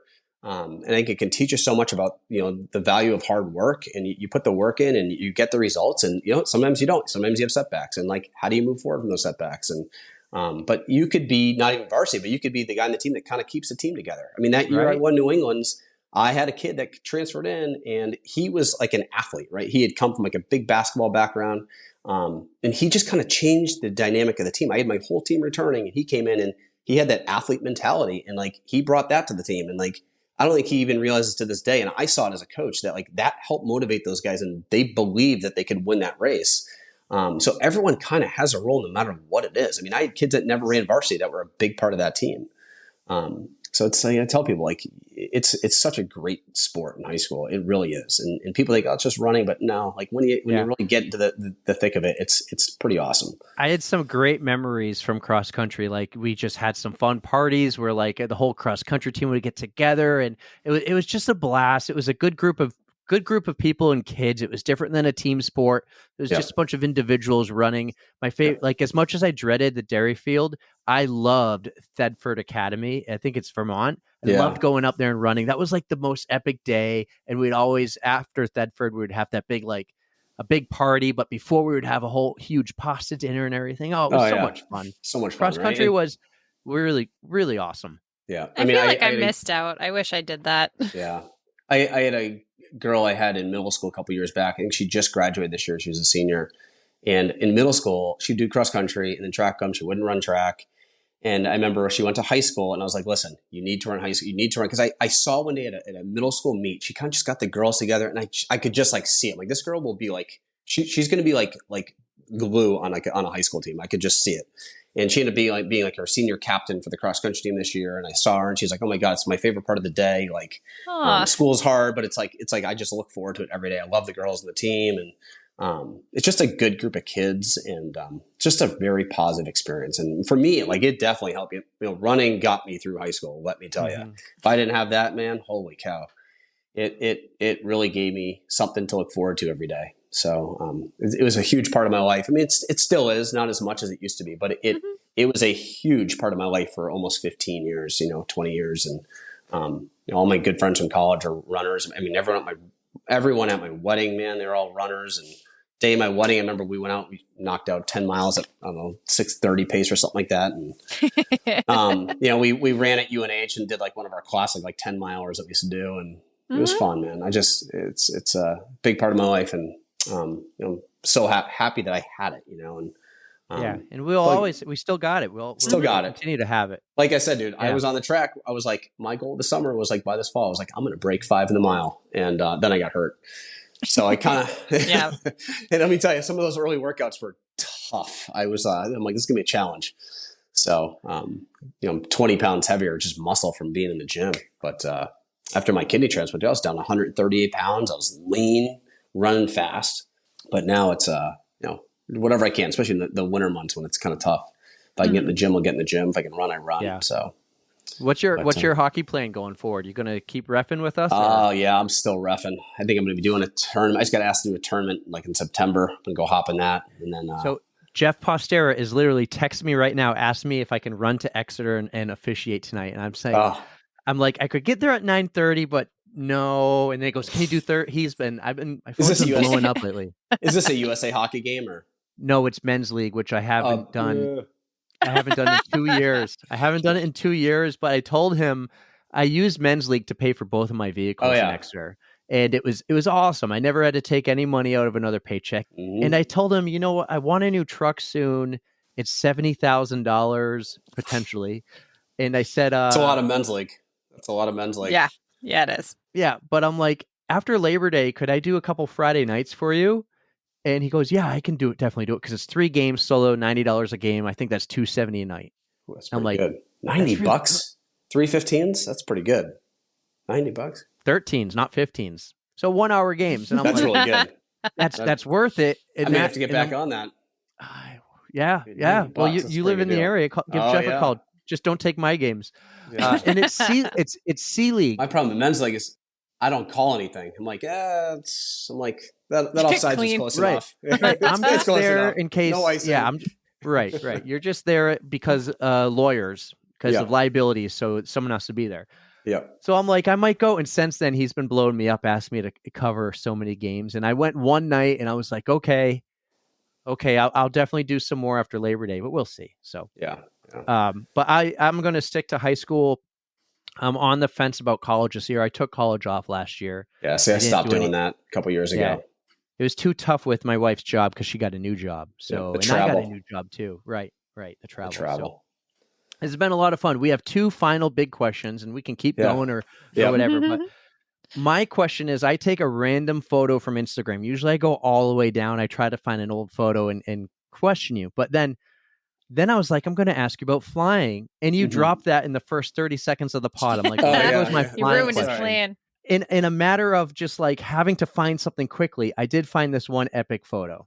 Okay. And it is skiing, but I realize it's skiing somewhere that we haven't talked about yet. So here is the photo, and I want to hear the story about where this is and the adventure and everything else. So I hope you can see it when I put the phone up. Usually, there we go. Oh yeah. Look at that beautiful photo. Oh, dang.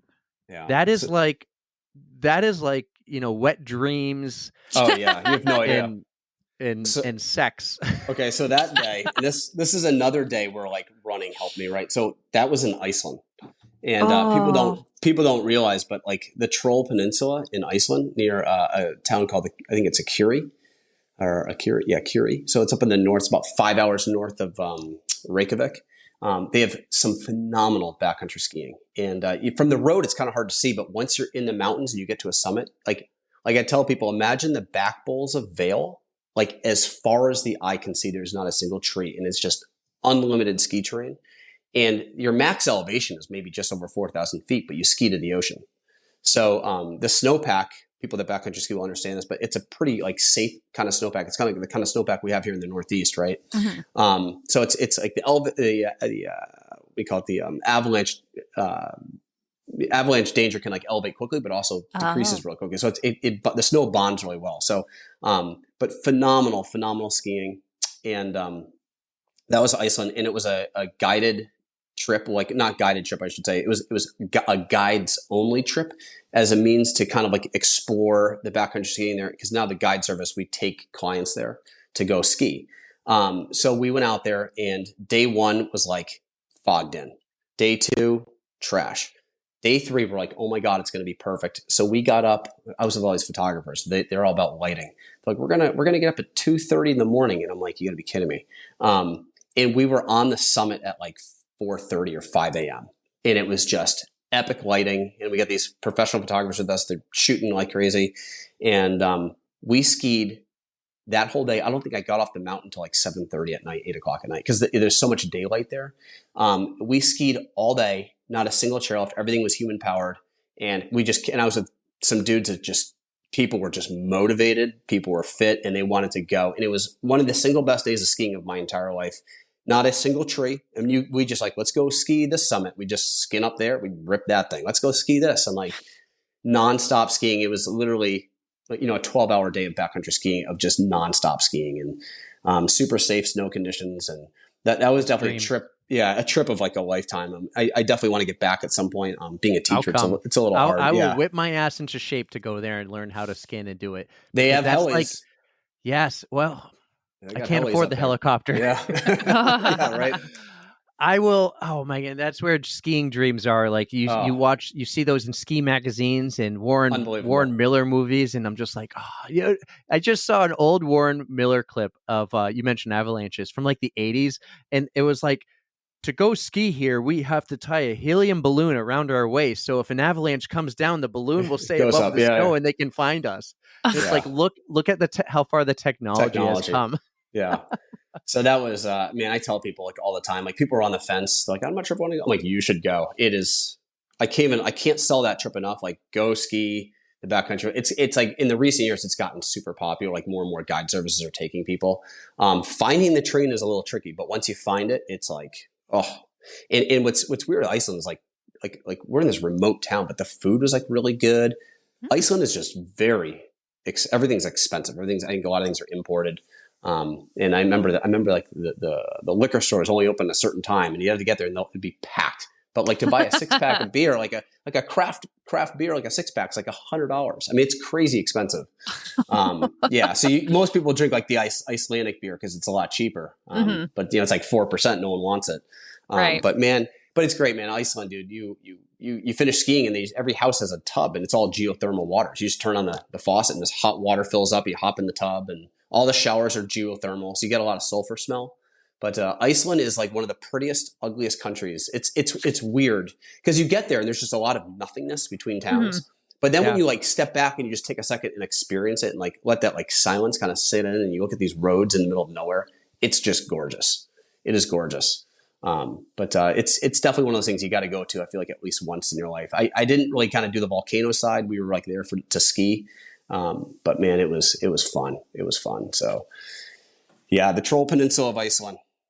All right, I'll go with you. Give me 2 winters. Give me 2 winters. Start saving up now. Yeah, I'm gonna also have to save up some hall passes. Yeah, just start running, run a bunch, and get in shape. Yeah, get some light skis, and you just go. I'm in the market for new skis. My skis are from 2007. I still rip on them. I got some backcountry skis I've been skiing on since 2007, and I went to a place, Fire on the Mountain, the spot? Oh yeah. Yep. My brother worked there. And so I went to see Bob, and I was getting my daughter. She's part of the boot club there. I've played golf with Bob. Okay, cool. Yeah. Bob and I played golf together. Yeah. Yeah. It was real cool when Bob was skiing with me and my daughter when she was 4. It was so cool. So we're part of the boot club there. And I'm talking to a guy and I said, I'm going to buy boots this year and skis next year. This is last fall. And they go, nope. You're going to buy both because you can't buy boots and use them with your old skis, and you can't buy new skis, use them with your old boots. And I'm like, fuck, that's $1,000. Oh yeah. Oh, it's more or than if that. not at minimum.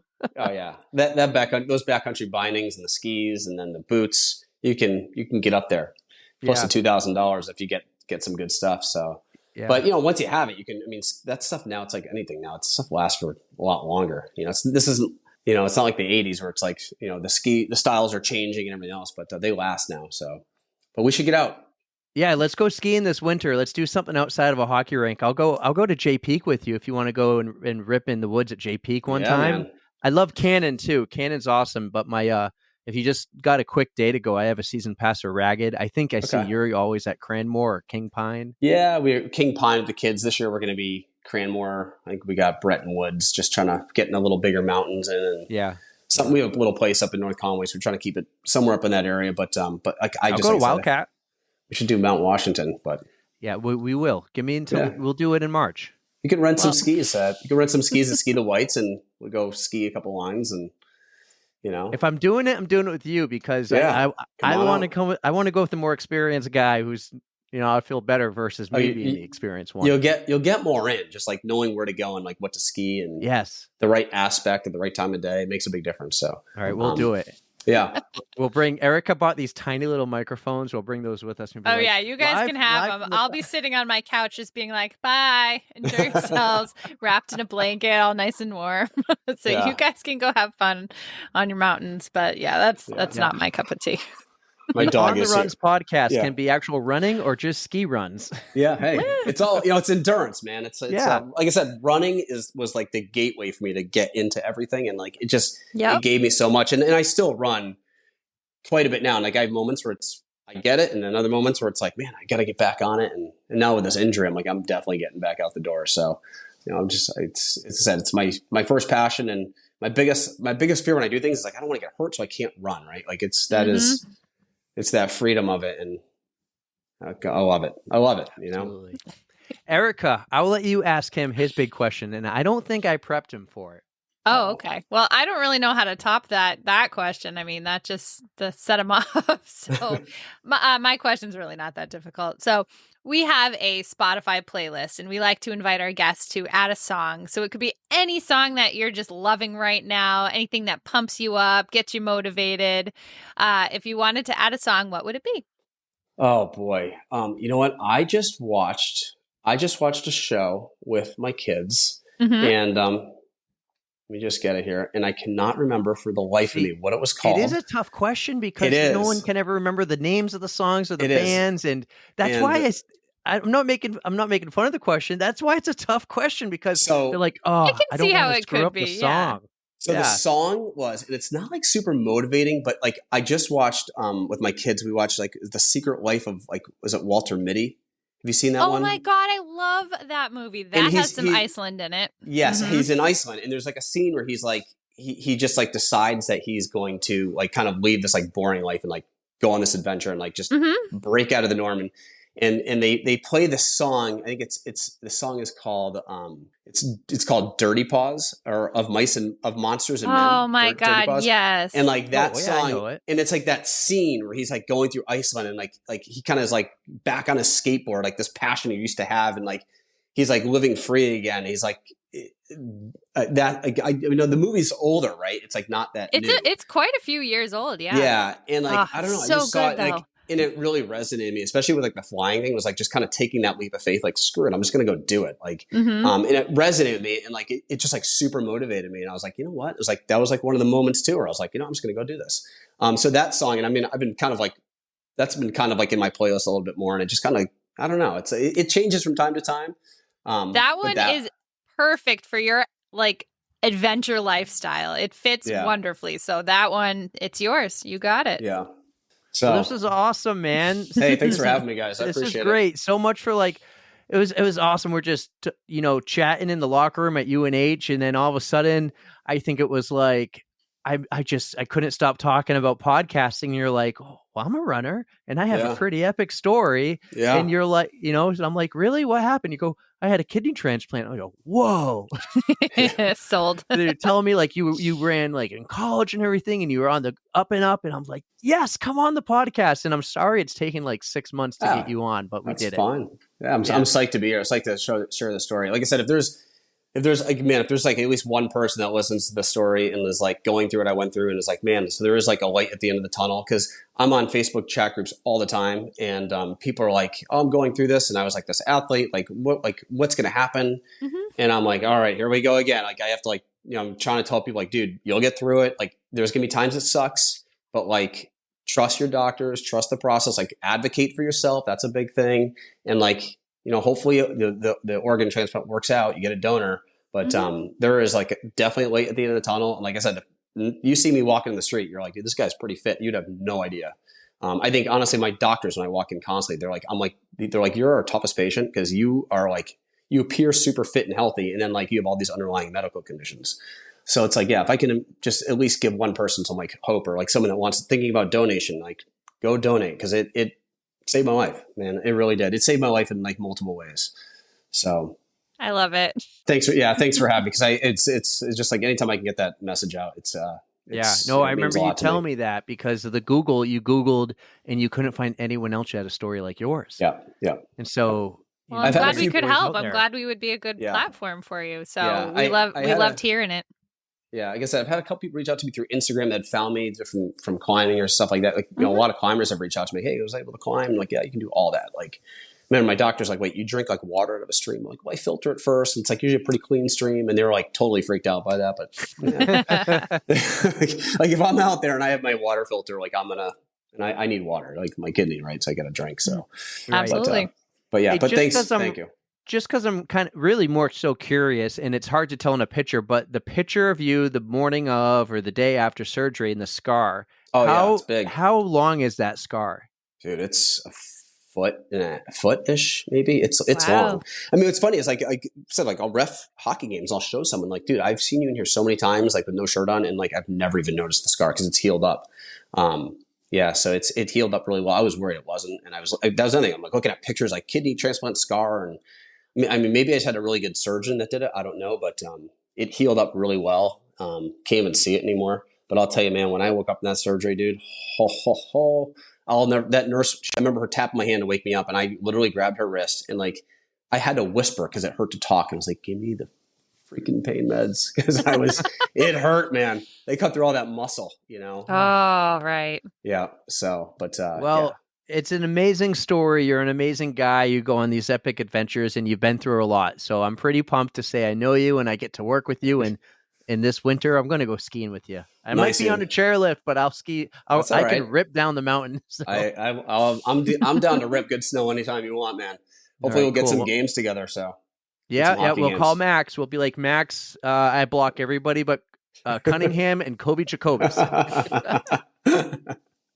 Cunningham. So, all right, guys. Well, Cunningham would be so it. mad if I blocked him. I can't block him. Oh. He'd be heartbroken. He would. Yeah. So, this is fun. Thank you, man, everybody. Thank you, guys. Thanks, Cody. Right. You were awesome. Thank you. Coby Jocobus on the On the Runs podcast. Coby, oh my gosh. I cannot believe all that came out of you for this particular interview. Holy shit. Literally. Adrenaline junkie. Like but I'm so happy that everything is working out with your kidney. Like that was just a bonkers story too. Lost for words. You were a cool dude though. My favorite was the story about his mom, like doing whatever to whip his dad in shape. Yeah. If you're going to be a donor, you got to take it seriously. Yeah, exactly. Very important. I could only imagine what that would be like her coming in and being like, you need to, you know how a mother is. Mothers can be that way. They'll do anything for their kids and dads will too. But, they probably think, oh, I can still have a beer or whatever. And that Coby's mom was like, I would drag you behind the car if I had to. That was so cool. So, and he's skied in my brother will love it. He's skied in some amazing, epic, beautiful places. So I can't wait to go skiing. I do want to call you out. Like this, we're best friends. We can say whatever. You said Coby had some Justin. I was getting Justin Timberlake vibes from him. That's a me problem though. So he wasn't terrible to stare at for however long that interview was. Yeah, right after you're like, ooh. So yeah, two things have happened lately. You said, oh, he has some real Justin Timberlake vibes, and then at Anchor Down, I don't know if we talked about this on the pod. Probably not. Well, I don't know. When that guy won his award, I don't even think you knew you were talking out loud. You're just like, oh, he is sexy. The shit that slips out of your mouth after a 12-hour race. Who knew?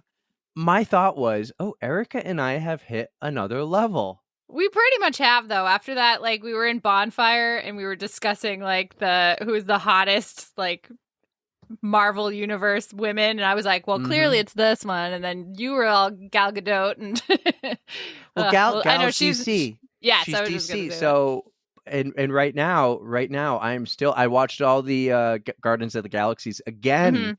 Gamora. Let me tell you, they need to somehow one day get Peter Quill and Gamora back. If they can make that happen, I wouldn't hate it. I have so many, like, my mind's spinning with so many thoughts of how they can do this. And I'm like, it has to happen. They need to. I watched the third one again. And I think throughout the third one. Well, I still haven't seen it. No spoilers. Okay, like, I won't say anything. Yeah, no spoilers. I don't have Disney at the moment, so I got to work on that. Well, you can come over. We can I'll watch it again. You Gamora, though. Gamora.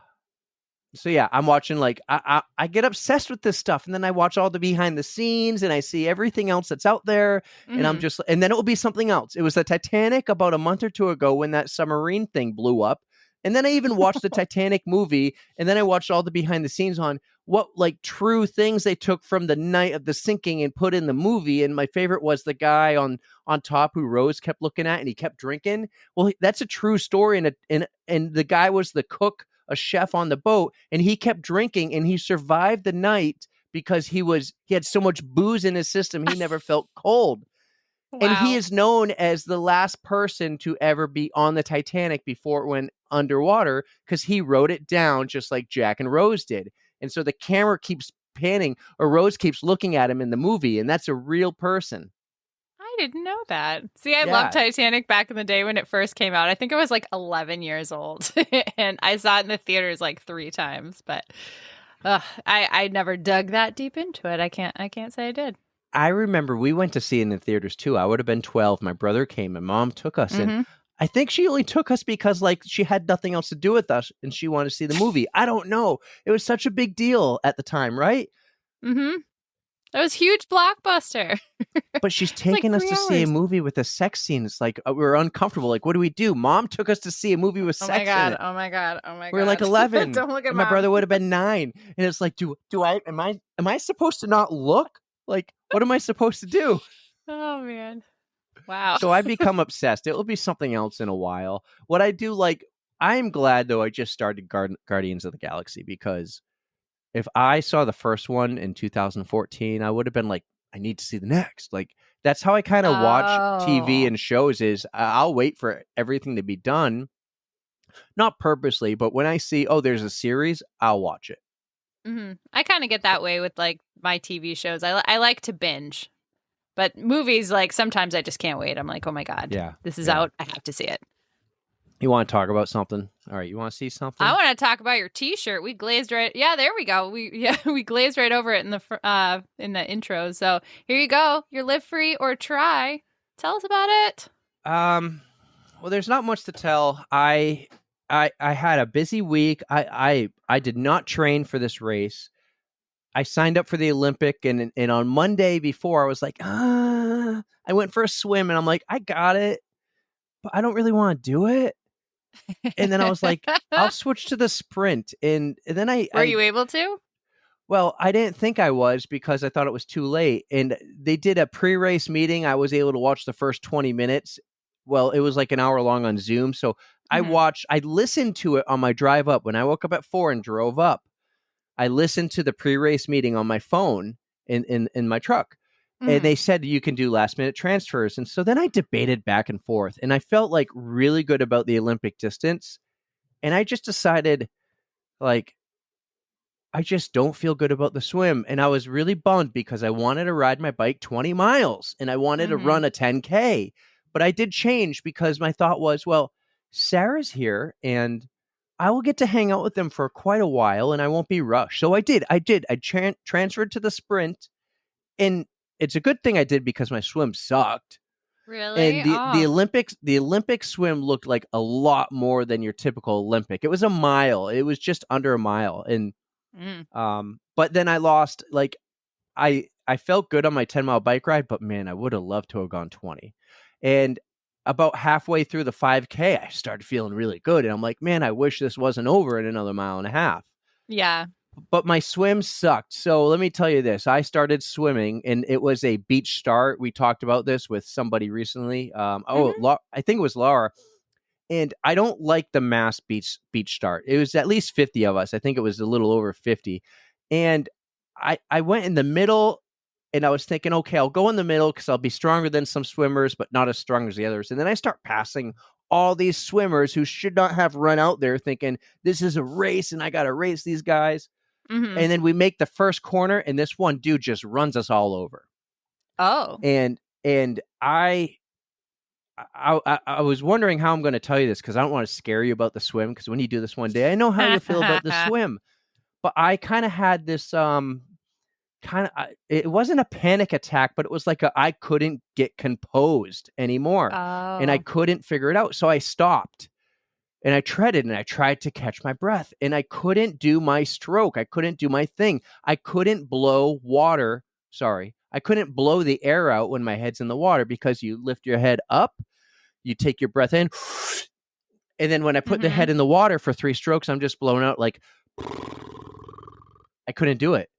And I made the corner. I turned around on my back. I did some backstroke. I'm actually still moving pretty good according to my watch and according to just distance and like looking at things out there. I'm like, I'm still moving. Mm-hmm. And then you know what happened and it fixed everything? I burped. Oh, really? Was And that once holding you up? Once I burped, I like was just making the last corner turn, which I still had, probably 200 yards to go. I cruised those 200 yards. I'd like just boom again. So whatever I had, like an air bubble or whatever, I swallowed water, whatever, I burped. And then I was like, okay, damn, that sucked. But I've had in my triathlons, my swims have been 50-50. And all I try to do is find my pace and my spot. And I like the Ironmans because they set you up by pace. So it's like when you're running and if you're a 9-minute pace, you set up near that 9-minute sign. So I'm starting with people in my pace. But that mass start, man, everyone was running everywhere. It was a mosh pit. It was. That is a scary thing. I mean, it was a 50-60 person mosh pit. And woof. So I've had that experience. It was my second time with the experience of can't get composed in the swim. And then finally I was able to, but I remember when I stopped, I was like, I'm going to let everyone go. And I'm like, holy cow, of my group, I'm still in the top third. Like, and there's a lot of people coming up and they're struggling. So I'm like, I'm not going to wait. So I just backstroked for a while because I had to keep my head out of water, and backstroke was easier than trying to swim with your head up. That's so hard. That's how Nicole swims, but she'll figure it out. So yeah. Was Nicole there this weekend or just Sarah? No, just Sarah. Sarah was there with Mike and Laura, and I ran into Ashley's boss was there cheering for her brother, and she saw me coming out of the water and she's like, hey, how you doing? And so after she goes, where's the whole gang? And I go, no, they don't come to these things. They're not going to wake up at 4 a.m. for me, you know?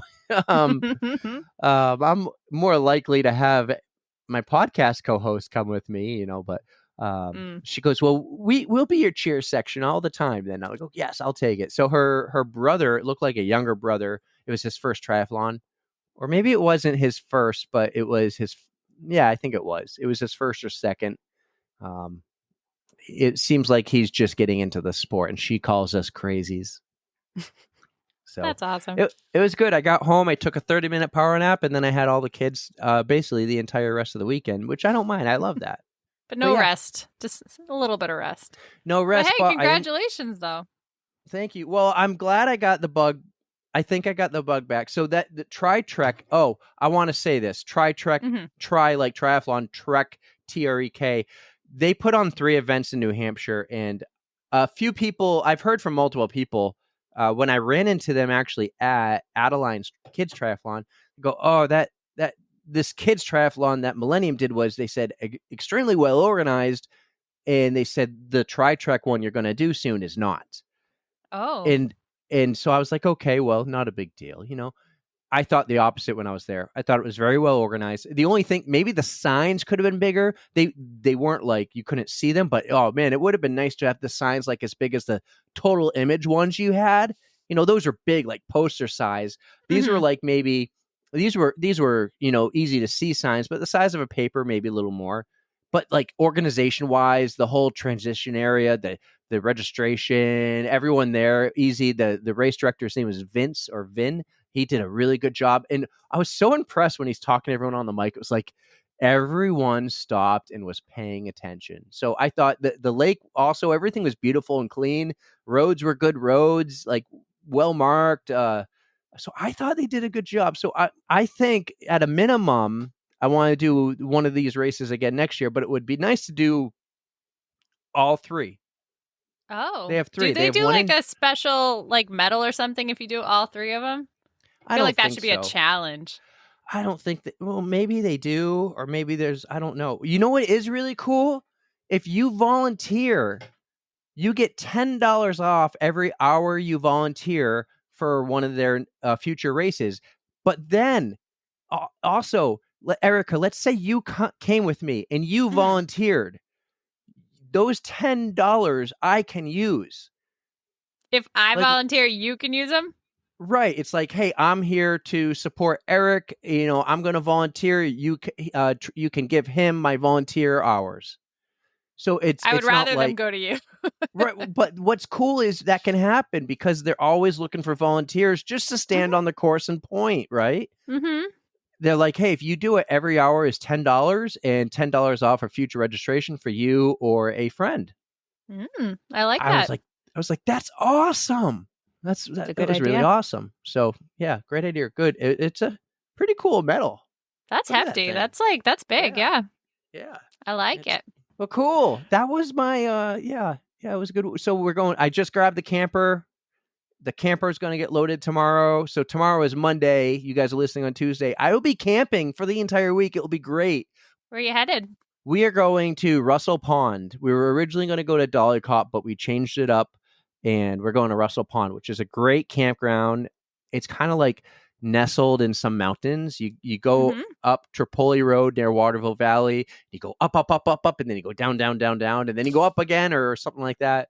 And Russell Pond is awesome. It's really a big pond, really clean, little beachy area. We're bringing the canoe, paddle boards, that type of stuff. We'll be there all week. So come back for Labor Day weekend. And I don't know what our Labor Day plans are, but we'll be getting ready for school. Oh yeah, school is coming.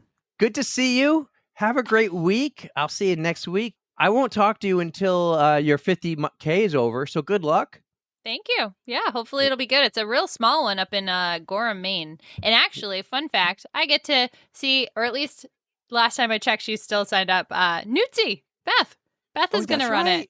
I don't know if she's doing the 50K or the 25K, but it's at Cherry Hill Farm. That's cool. In Gorham. So should be a good small race. Lots of loops. Laura's favorite.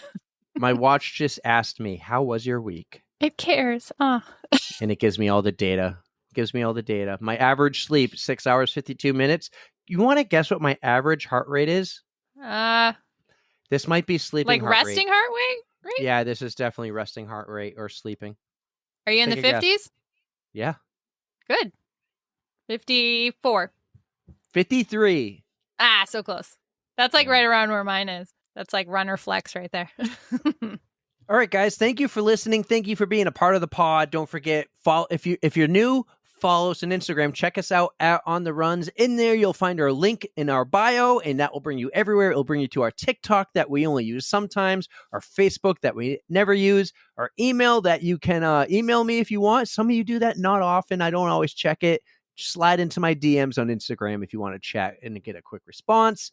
And then our YouTube channel that is growing, and Riverside just made this new awesome feature that is going to allow me to edit the podcast episodes, the entire episodes, much easier than what it was before. So I'm thinking the beginning of 2024, we're soon going to do like every other week drops of some awesome episodes like Ryan Van Duzer, like Ashley Paulson, Erica, Nate, drop one, who, I don't want to give it away. Neil Murphy. We might do. Neil is coming back. I forgot we never did it with him. Well, we just scheduled him. Neil is coming back. So maybe going forward, like we will almost do every episode going forward, eventually maybe in 2024. Maybe that's the goal as we continue to grow and evolve and just do more. So get some rest this week. Rest, relax. You got a 50K. And have fun at the 50K, and I'll hear about it when we're back. Yeah, I'm really looking forward to it. But enjoy your camping. I hope you have a blast. I hope you get good weather and lots of outdoor time with the kids. Is there like a lake or a river or something you guys can go jump in so it doesn't matter if you guys are getting rained on? You'll be playing in water anyways? When the co-host isn't listening, the campground's called Russell Pond. Oh, yeah, there you go. I don't know where it is. Take us away. I'm tired. I hope you guys are having a better week than me. And don't forget to stretch. 3,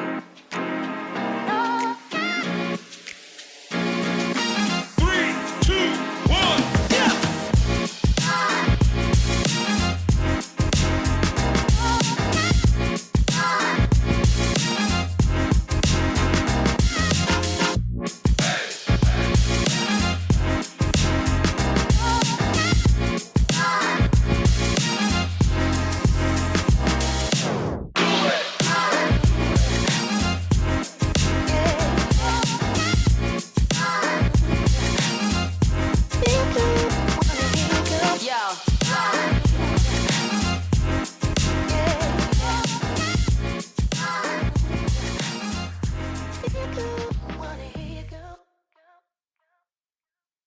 So some of our guests in the past, I've noticed they follow you, and I'm like, so one of them messaged me the other day, and they say they sent a video or something, and I go, "That's hilarious. I'll let Erica know." And I shared your profile with them because I was like, "You should show this." Oh. What I think I said was, "You should show this to Erica." And then I noticed, and then you sent me a screenshot 2 minutes later. Oh my God, look who follows me. I was pretty excited about that.